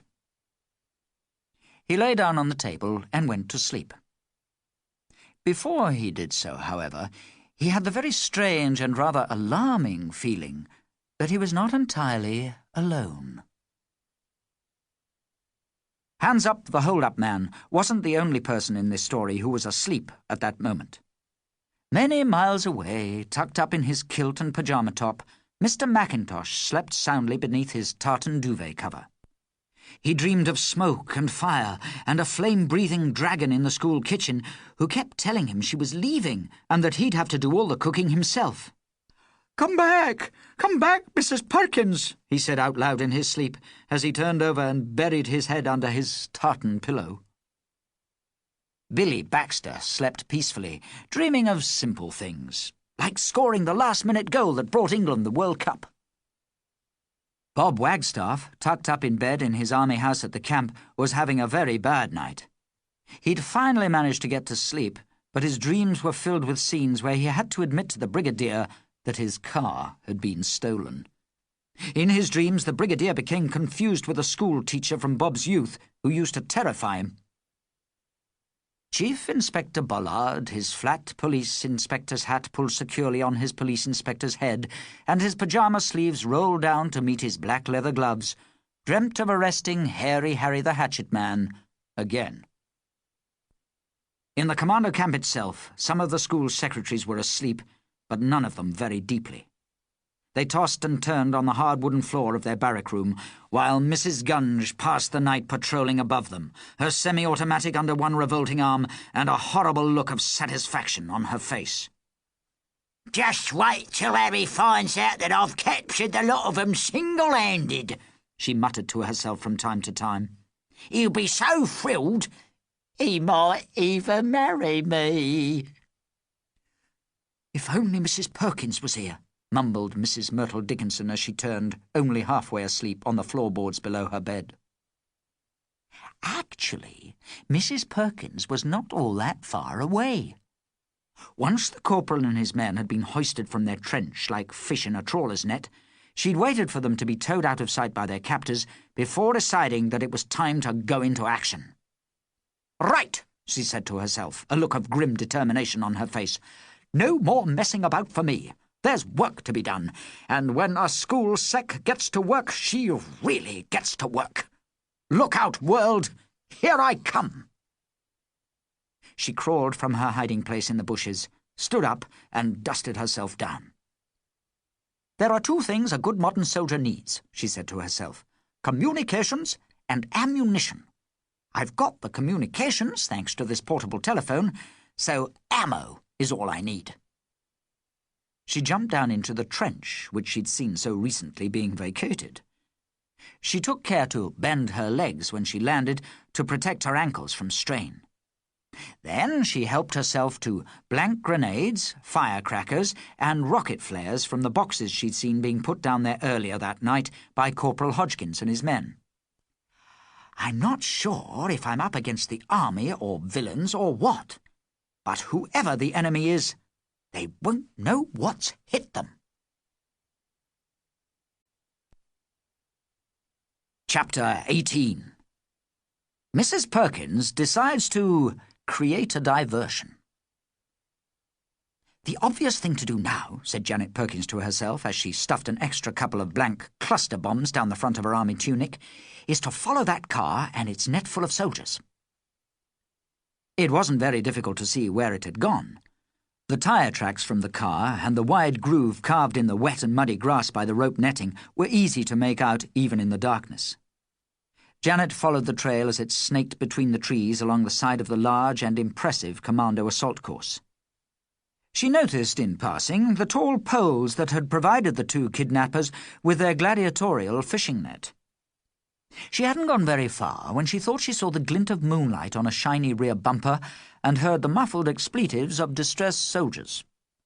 She slowed her pace and crouched low, like a carnivore approaching its prey. As she got nearer, it wasn't difficult to see what the two villains were doing. By the light of the car's sidelights, they were hoisting the bag containing Corporal Hodgkins and his men into the air. They'd slung a rope over a high wooden beam that normally formed part of a Tarzan-style swing on the large assault course. Commandos in training obviously used it to get across from one high catwalk to another and to avoid falling in the shallow pit full of muddy water that lay beneath it.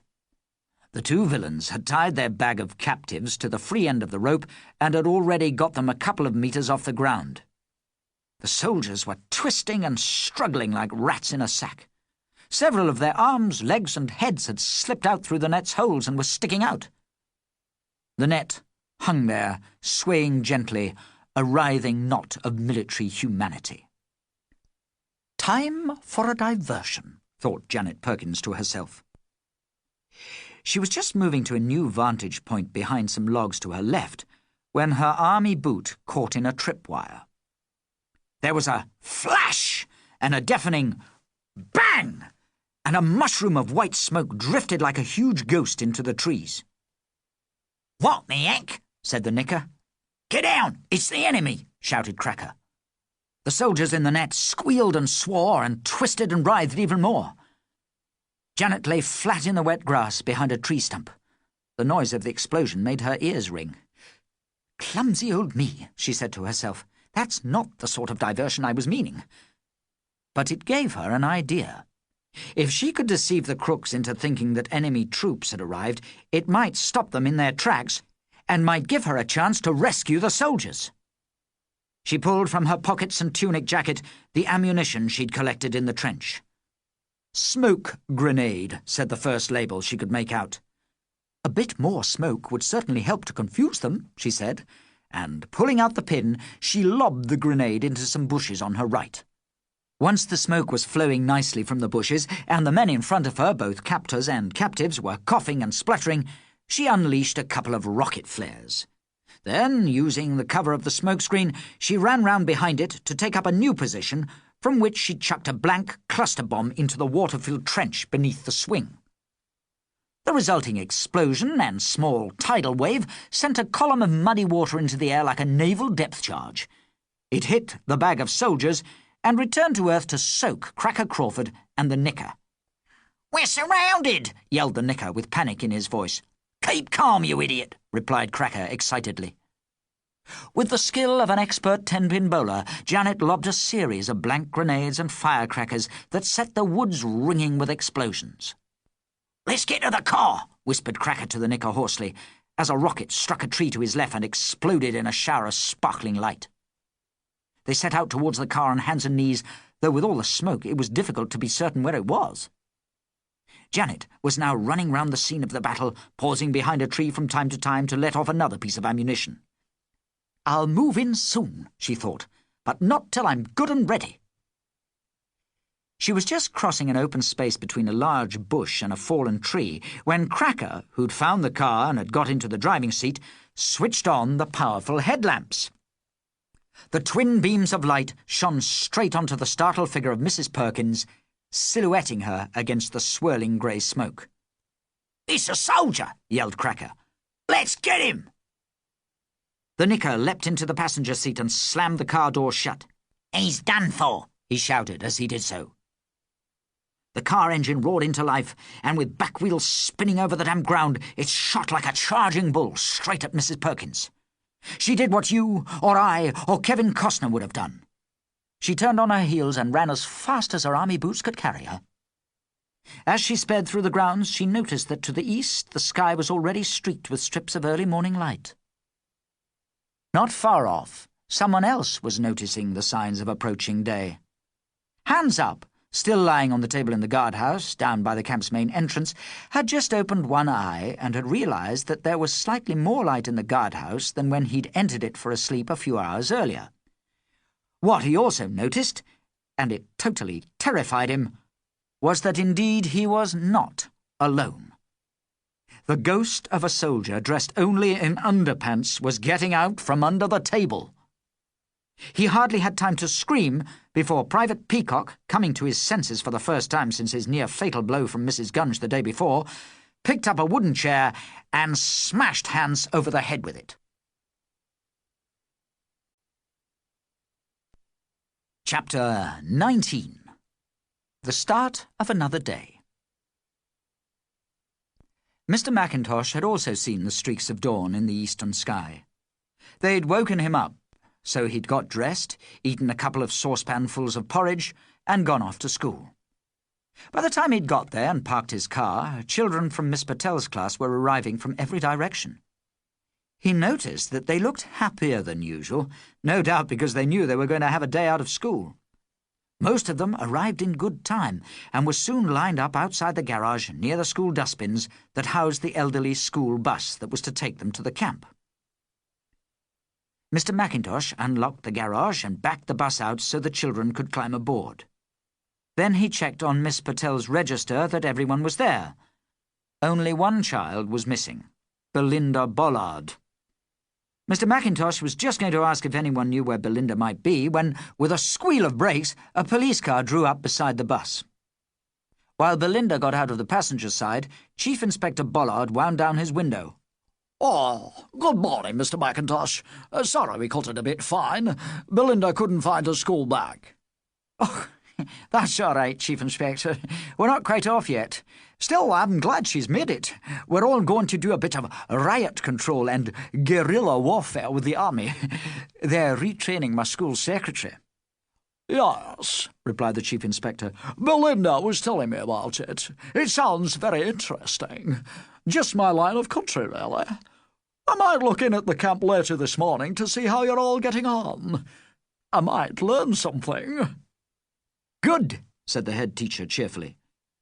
And having counted the children one last time, they all climbed aboard the bus and chugged off up the road. When they arrived at the main entrance of the military camp, Mr. Mackintosh was more than a little surprised that the only person in the guardhouse by the gate appeared to be a rather confused soldier, dressed only in his underpants and with a large bump on his forehead. "In you go, mate," said Private Peacock, going cross-eyed and trying to salute. His head hurt terribly, and he wasn't really quite sure where he was. He'd started the day by apprehending an intruder in his guardhouse and clocking him with a chair, but the exertion of tying him up to the leg of the table had left him exhausted and confused. Once the coach had disappeared up the drive, Peacock sank onto the guardhouse floor and went back to sleep. The grey streaks of approaching day that had been spotted by Mrs. Perkins as she fled from the vicinity of the Tarzan swing, and that had also helped to wake Hands Up, Private Peacock, and Mr. Mackintosh, had also been seen by Hairy Harry the Hatchet Man.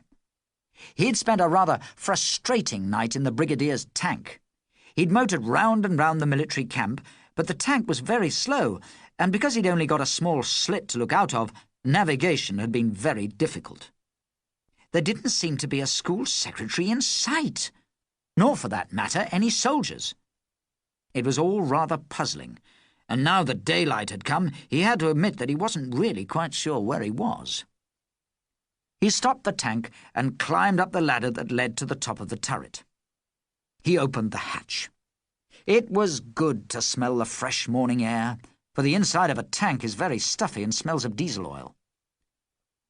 Perhaps if I take a look round, I may be able to get me bearings, he said out loud. Sure enough, on a nearby tree he spotted a small signpost that pointed right and said, "Parade Ground."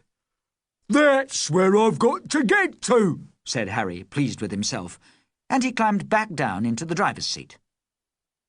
As he did so, he passed the door of the ammunition locker that contained Brigadier Bletherington Gore. Harry opened it and looked inside. The Brigadier was lying down inside the locker, rather like a large torpedo. He looked very cramped and very cross. Hello, Brigadier, matey. How you getting on? Joked Harry with a hideous hairy grin. "You'll suffer for this, my man," roared the Brigadier, his face even more like a day-glow beetroot than before. But Harry just laughed and resumed his place in the tank's driving seat. He revved the engine, released the brake, and prepared to turn to the right. I can't tell you yet what happened next. Chapter 20, in which we discover similarities between Mrs. Perkins and a fox. Have you ever wondered what a fox feels like, pursued mile after mile across open countryside by a pack of hounds who are just longing to tear it into little pieces? Well, that's what Mrs. Perkins felt like when she turned on her heels and fled from the Knicker and Cracker Crawford. And just like a fox, she knew that the best thing to do would be to find some cover. A clump of trees, for instance, where the car couldn't go. But try as she might, she couldn't see one, and she didn't exactly have the luxury of being able to stop and look around. The roaring car was never very far from her heels, and she was much too busy running as she'd never run before to look at the view. At one time, she did manage to duck down into some gorse bushes, and by wriggling from one to another on her stomach, she thought she might have thrown off her hunters. They'd had to stop the car, and taking walking sticks from the boot, they'd gone from bush to bush, shouting and banging the sticks into them, hoping to flush her out. Mrs. Perkins lay there, breathless, beads of perspiration bespangling her brow. At one time, the hunters seemed to be moving well away from her, and she even considered whether it might be possible to get to their car before they did and drive off. Unfortunately, they began to retrace their steps almost instantly, and the chance of escape passed. In fact, things became a lot worse. They were definitely coming in her direction. She was almost inside a very large gorse bush, but she knew that she was by no means invisible, especially since it was now daylight. By the time that Cracker and the Knicker were looking in the very next bush to hers, she knew that she'd have to make another run for it. She sprung to her rather tired feet and, crouching as low as she could, she sped off like a startled hare. "There she goes!" yelled the Knicker. "Get the blighter!" added Cracker Crawford. The crooks then made what may well have been a small tactical error. If they'd set off on foot after poor Mrs. Perkins, they would probably have caught up with her quite quickly. She'd already covered a good distance and was probably near the edge of her operational limits. No school secretary alive can run flat out for more than 5 or 6 miles. But the Knicker shouted, "Quick, Cracker, into the car!" And so they lost several seconds getting back to their vehicle. Janet darted down a small muddy track, and coming to a small row of army houses, she leapt as best she could over a garden fence, along beside some dustbins, and down a front path before emerging onto a small roadway. The car did its best to follow. It ploughed through a hedge, crossed the front lawn belonging to one of the houses, brought down a washing line, and plunged off up the road in hot pursuit. It just happened that the hedge, lawn, and washing line that it ruined in the process belonged to none other than Bob Wagstaff, the Brigadier's driver. He had just woken from his terrible dreams, had put on his uniform, and was just leaving his front door in order to walk to the Brigadier's house and admit to him that he'd lost his commanding officer's car. He was more than a little surprised, therefore, when the car in question suddenly roared through his front hedge, ripped across his lawn, and disappeared up the lane that led to the centre of the camp. Bob Wagstaff blinked a couple of times, rubbed his eyes, then leapt onto his 8-year-old's mountain bike and set off up the road, pedalling furiously. The car, meanwhile, had nearly caught up with Janet, though she'd managed to gain some distance from it by running twice round a small roundabout at an intersection of 2 tracks. Cracker nearly turned the car over in his efforts to corner that tightly at speed. But, like a fox near the end of a day's hunting, Janet was very nearly done for. Her legs ached terribly, her heart thumped within her army tunic, and her head throbbed painfully. She was on her very last legs when she saw something that, exhausted though she was, greatly surprised and even encouraged her. The St. Gertrude school bus was coming up the drive to her left. She could even see Mr. Mackintosh in the driving seat. With superhuman effort, she dashed across the grass towards it, the staff-cast tyres screeching behind her. "Help! Help!" she yelled. "They're trying to kill me!" Mr. Mackintosh, still puzzled by the weird sentry dressed only in underpants, was even more surprised to recognize his own school secretary in army uniform, obviously fleeing for her life from a large car draped in washing. "We're coming!" he yelled back to her, and pressing the accelerator to the bus's ancient floorboards, he swung to the left and started crossing the grass towards her. Then things happened very quickly. Janet felt the front bumper of the car touch the back of her leg. In near panic, she started to zigzag, like a rugger player on his way to a spectacular try. Then, spotting some tall trees to her right, she did a final sidestep and shot round a blind corner beside them, rolling into the undergrowth as she did so. The car, driven by Cracker Crawford, shot round the blind corner too, followed by the school bus, driven by Mr. Mackintosh. I can now tell you something that neither of these drivers knew at the time, though they were soon to discover it. Round the corner was Hairy Harry in his tank, just releasing the handbrake and easing the mighty machine forward on its intended journey to the parade ground. Chapter 21, in which 1 or 2 people suddenly have to decide what to do next. Crunch!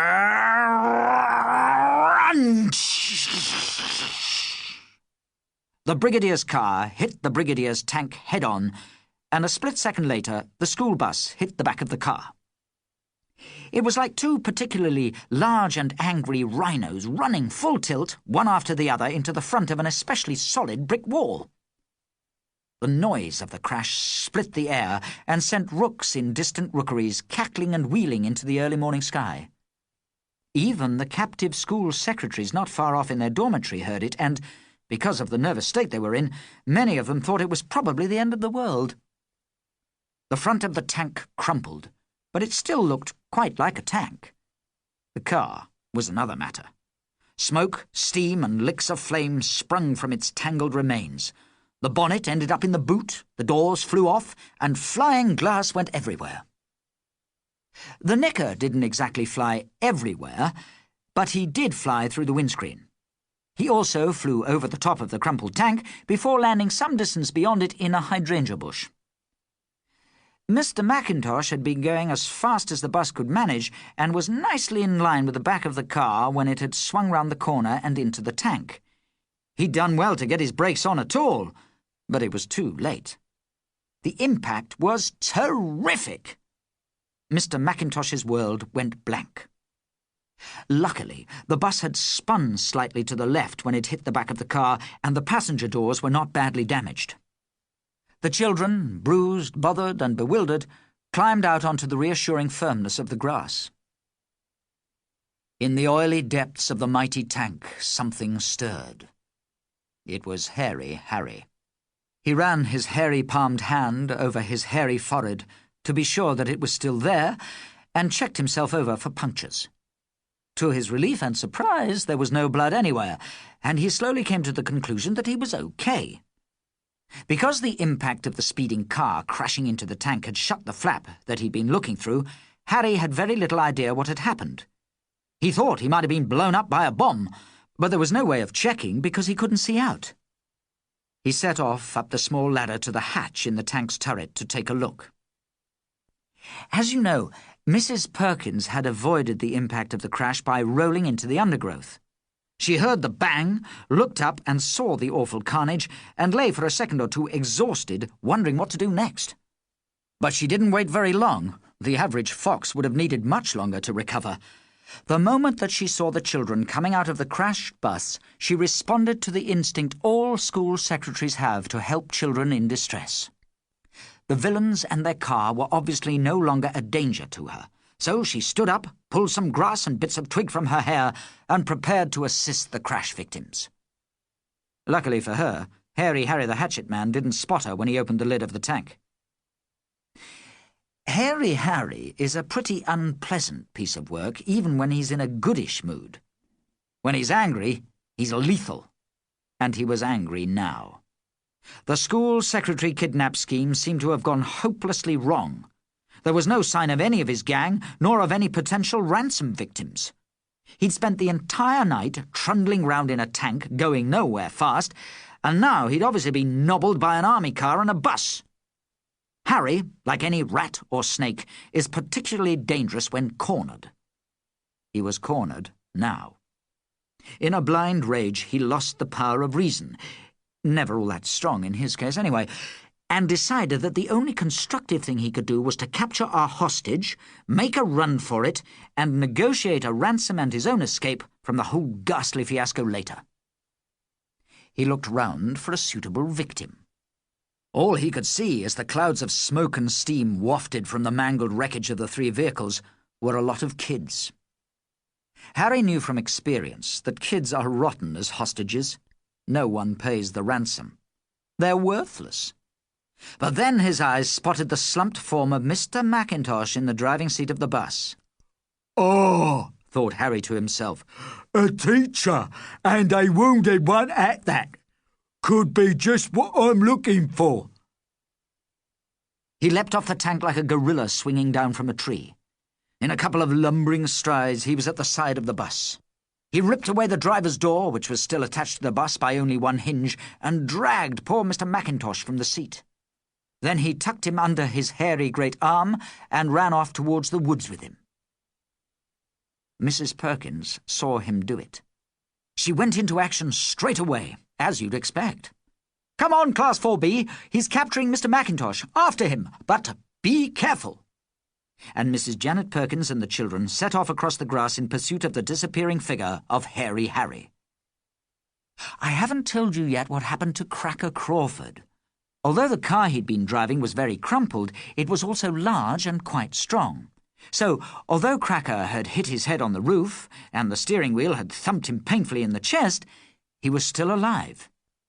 He'd probably been unconscious for a minute or two, but when he came round, he found he was sitting in the middle of a mess of tangled steel. He pulled himself to his feet, swaying slightly, and decided to get going while the going was good.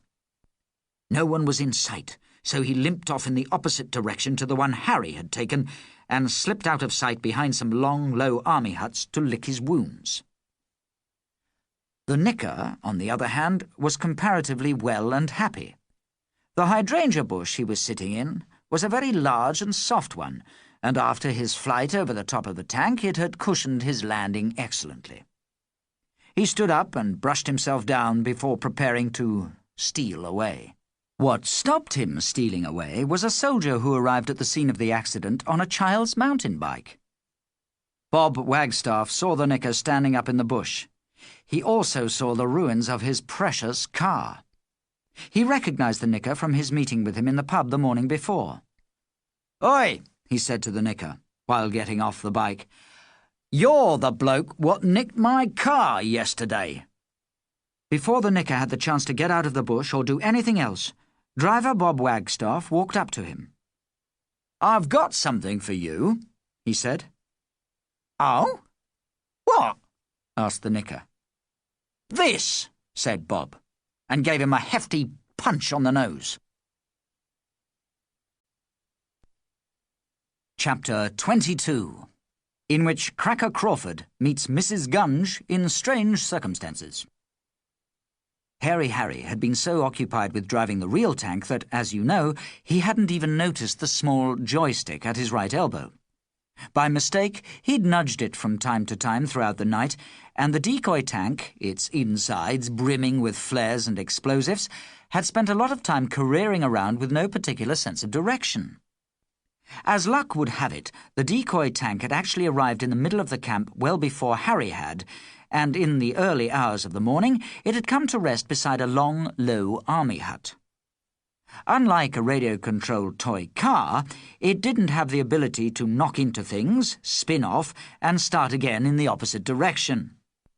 Instead, its caterpillar tracks had jammed against the wall at the end of the building, and there it had ground to a sorry halt, its wheels spinning for an hour or two until its battery finally died and its motor fell silent and still. The hut it had come to rest against wasn't just any old hut. It was the dormitory building that contained Mrs. Gunge and her captive school secretaries. Cracker Crawford, still a bit confused but delighted to have got away from his recent accident without fatal injury or being spotted by any stray soldiers, staggered round the end of a building and immediately saw the tank resting against the end wall of another one. "Hey," he said out loud, "a tank! Maybe I could use that to get away." The thought that the tank might have dud, or better still, live ammunition, sent a thrill through his battered frame. Weak as he was, he somehow managed to get up onto the back of the tank and reach the top of the turret. He was just looking for its hatch when he trod on one of the tank's several detonator pads. The noise of the recent car accident had been considerable, but was nothing compared to the sound made by the decoy tank.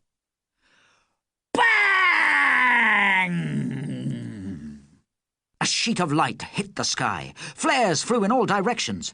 It was as if a spark had got into the largest box of fireworks you can imagine. The tank was designed to disintegrate, and that's what it did. Two other things happened as well. The first was that the explosion blew out the end wall of the dormitory hut, and second was that Cracker Crawford shot off into the sky like an unguided missile. The minute the wall blew out, the dormitory filled with smoke, and water started gushing from pipes where basins and a lavatory had been ripped apart by the blast. These were excellent escape conditions for the school secretaries. Not bothering to check where Gunge was, or if she had her gun trained on them, they shot out through the hole in the wall with the speed of rabbits who want to get away from a Rottweiler. Coughing and spluttering, they spilled out into the fresh air and hurled themselves down on the dewy grass behind any cover they could find. Luckily for them, Mrs. Gunge had been at the far end of the hut, so she hadn't been able to impede their flight. However, once she'd picked up the semi-automatic from beside the chair where she'd been sitting on guard, Gunge went into action. She, too, came out through the hole in the wall, this time a bit more like a Rottweiler than a rabbit. Her index finger was curled in readiness round the gun's trigger. "I'll shoot the lot of you!" she yelled angrily, like Rambo, in a swirl of smoke. The only thing that stopped her opening fire was that Cracker Crawford had now finished flying into the sky and was rapidly coming down again. He came down, slap bang splat, on top of her. Chapter 23. Honestly, the things a school sec has to do. "There he goes, Mrs. Perkins," said Billy Baxter. He was running beside her at the head of a large group of children. "He's heading for the trees." Billy was right. Hairy Harry was striding away from them with Mr. Mackintosh tightly held under one arm. He looked more like an orangutan than ever. Moments later, Harry plunged into a dense thicket, and the only sign that he was in there was the sound of breaking branches as he smashed his way through the undergrowth. "Right, Billy," said Mrs. Perkins, panting. "Stay near me, but try really hard to see where he goes, and tell all the children to be careful. He's very dangerous." Then, leading the children like some lone huntsman at the head of a pack of hounds, she too plunged into the woods. Harry was showing no signs of slowing down, even though Mr. Mackintosh must have been very heavy. He ran along several narrow woodland paths, crossed deep ditches, and hurdled many bushes of various heights. Then Harry saw something that brought a small smile to his horrible face. There, in front of him, was the start of the Army Commando Assault Course. "This is where I'll throw them off. They'll never catch me now," he said to no one in particular. He chucked Mr. Mackintosh over his shoulder. The head teacher gave a small groan as he did so. Then Harry ducked down and managed to run, still at high speed, through a large sewer pipe that formed the first of the assault course obstacles. Then he scrambled up a high wall. He crossed an area covered with car tyres and ran under some poles that should have had a climbing net hanging from them. Then he started heading up a narrow plank that formed a catwalk high up into the trees. When Mrs. Perkins, Billy Baxter, Wes Richards, Brian Fottleton, Sharon White, Belinda Bollard and the other children arrived at the sewer pipe, they were just in time to see Harry disappearing into the treetops.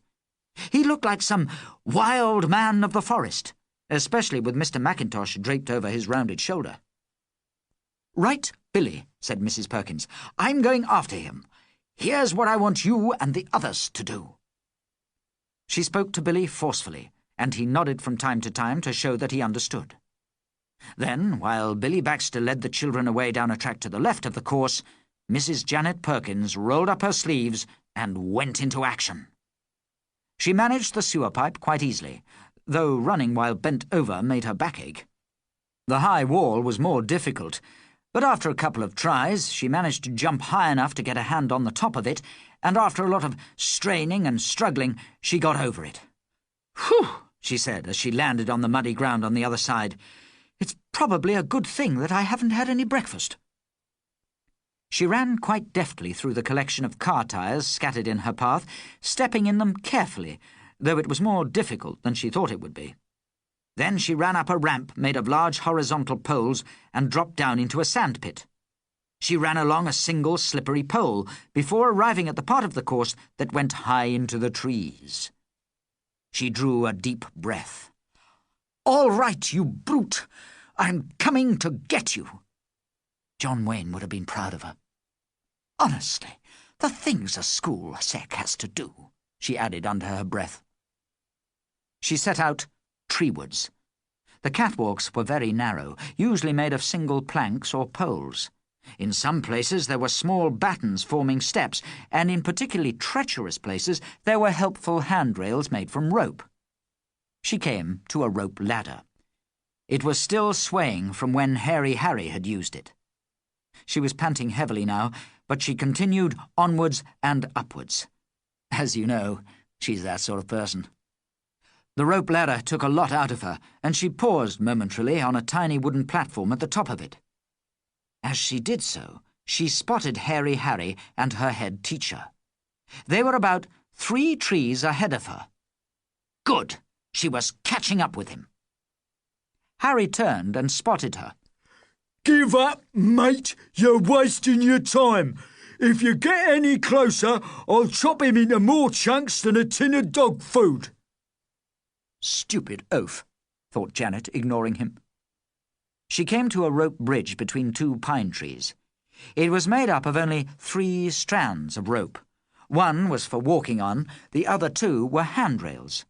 It swayed and dipped precariously as she trod carefully across it. "Damn it," said Harry out loud as he turned and saw her.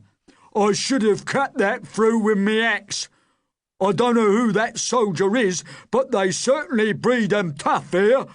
I thought I'd thrown him off long ago."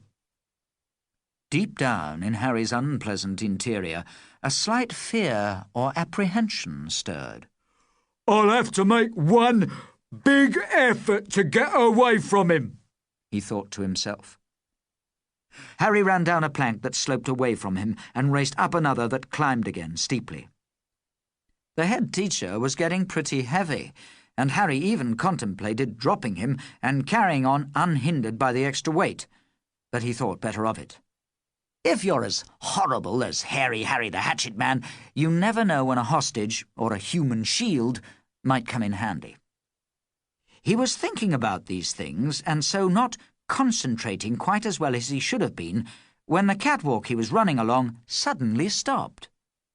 Harry, with Janet Perkins in close pursuit, had arrived at the assault course's last obstacle, the large Tarzan rope swing. Chapter 24, in which things happened fast. When Harry arrived at what should have been a simple swing, where indeed his ape-like qualities might have seen him swinging away to freedom, he got a shock. For a start, he wasn't expecting the catwalk to stop so suddenly. He tottered slightly and slowly began to lose his balance. He didn't simply fall off, however, at least not before surveying a scene that caused his heart to miss a beat. Billy Baxter and the rest of the children from 4B were on the other side of the swing, on the wooden platform Harry should have been about to land on, but they were not alone. They had with them a net full of angry soldiers. Using a piece of spare rope, they'd hooked the net back towards them and were holding it, suspended like a pendulum that stopped at the far end of its swing. As instructed earlier by Mrs. Perkins, Billy waited for the right moment to give the order to let the bag full of soldiers go. "Now!" Billy shouted in the split second when Harry and Mr. Mackintosh appeared at the other side of the swing. As I told you, Harry was already overbalancing forwards. The net swung through the air with a mighty swish, and the collected soldiers hit Harry full tilt, head on. It was like a jumbo jet smacking into a hillside. Several things happened very quickly. You'll have to read fast to keep up with us. When the net full of soldiers hit Harry full on, it burst. Corporal Hodgkins and his men let out a mighty yell, but while still in mid-air, most of them managed to grab bits of Harry. Like an amazing swarm of huge angry bees, they held on until they landed in the muddy pool of water below them. The impact of the soldiers hitting Harry caused him to let go of Mr. Mackintosh, so he fell on his own to the ground, or rather, the water. As Harry's body hit the water, 6 soldiers, led of course by their corporal, strengthened their grip on him. The children from 4B, led by Billy Baxter, dived in on top of them, and finally Mrs. Perkins, arriving at the Tarzan swing just in time to see the splash, jumped in too. Her army boots landed neatly on the back of Harry's skull. Then Police Chief Inspector Bollard and a small army of school secretaries arrived. He'd drawn up at the camp's main gate about 5 minutes earlier and had gone into the guardhouse to see if anyone was about. His policeman's suspicions had been aroused by the fact that Private Peacock, still wearing only his underpants and looking slightly cross-eyed, had mumbled, "Thank heavens you've come. There's been a raid. I've caught this one, but there may be more." Peacock had nodded towards the figure of Hands Up, who was tied to the leg of a table. Inspector Bollard hadn't waited for more evidence. He'd rushed back to his panda car and phoned the police station for reinforcements. Then he'd put on his flashing lights and siren and driven full pelt up the drive. He'd stopped at the site of the road accident and got out of his car, instinctively reaching for his notebook. But then he'd been approached by several wide-eyed and bewildered school secretaries who'd pointed to the missing wall of their dormitory block and the lifeless figures of Cracker Crawford and Mrs. Gunge, still with a rifle in her hand, lying on the lawn. "There's some sort of raid," said Mrs. Dickinson to him urgently. "This sort of thing has never happened to me before. Not even at Frank Bruno's." Then the Chief Inspector caught the sound of the yell that Corporal Hodgkins and his men had let out as they hit Harry, and he led the school secretaries to the assault course at top speed. "All right, police!" shouted the Chief Inspector, and he and the secretaries waded into the water.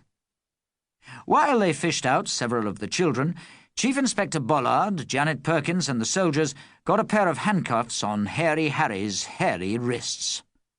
It took several of them to drag him up and out onto dry land, but there wasn't too much for them to worry about. Harry was out cold, totally done for, and defeated. One person who definitely wasn't out cold and done for was Mr. Mackintosh. When he fell into the cold water, it must have had a refreshing and restorative effect on him, because he instantly came round. It's true, however, that as he lay there blinking in the muddy water, he wasn't quite sure where he was or what had been happening. But then, can you blame him? Chapter 25, which is our last. When Chief Inspector Bollard's police reinforcements arrived, they had several little jobs to do. They started at the main gate by lending Private Peacock a couple of blankets and radioing for an ambulance for him. Then they untied Hans up and popped him into the back of one of their vans so that he could help them with their inquiries later. At the scene of the dramatic road accident, they began taking measurements and making notes. But it wasn't long before one of them discovered a man lying in a hydrangea bush with a very large, swollen red nose. "He nicked my car," said a nearby soldier, standing next to a small mountain bike. So they picked the man up out of the bush and popped him in the same van as Hans. They collected two very dazed individuals from the lawn, removing a semi-automatic rifle from one of them. They went into the van too. They were joined by their chief inspector. He emerged from a woodland path, accompanied by several soldiers, the handcuffed figure of Hairy Harry the Hatchet Man, and lots of school children and school secretaries. Mrs. Janet Perkins followed, supporting the dazed Mr. Mackintosh, her head teacher. Suddenly, their attention was caught by a noise coming from the wreck of the Brigadier's tank. It sounded like a door creaking open. Sure enough, the tank's hatch on its turret was opening. They all rushed over to the mighty but crumpled vehicle. The red face and rotund body of Brigadier Bletherington Gore emerged into the midday sunlight. The door on the ammunition locker that had served as his prison had twisted open in the impact of the tank's recent crash. The Brigadier had lain low for a while, stunned and shocked, but now here he was, as large as life, if not slightly larger. Following a few quiet words from Chief Inspector Bollard, the Brigadier now stood shakily on the tank's gun turret and made the following speech to the assembled audience of soldiers, secretaries, children, and police. "Ladies and gentlemen, men, girls, and boys," he began. "I'm not quite sure what's been going on, but I know a hero when I see one. In all my military experience, I've never come across a soldier as gallant as Mrs. Janet Perkins here. She undoubtedly saved our lives. It's been an honour to go into battle with her. She's a credit to her regiment. 3 jolly loud cheers for Mrs. Janet Perkins." The 3 cheers for Mrs. Perkins were so jolly loud that distant rooks rose cackling and wheeling into the sky for the second time that morning. "I know one thing," thought Mrs. Perkins as she smiled and acknowledged the applause. "There must be slightly easier ways for a school secretary to get revitalized."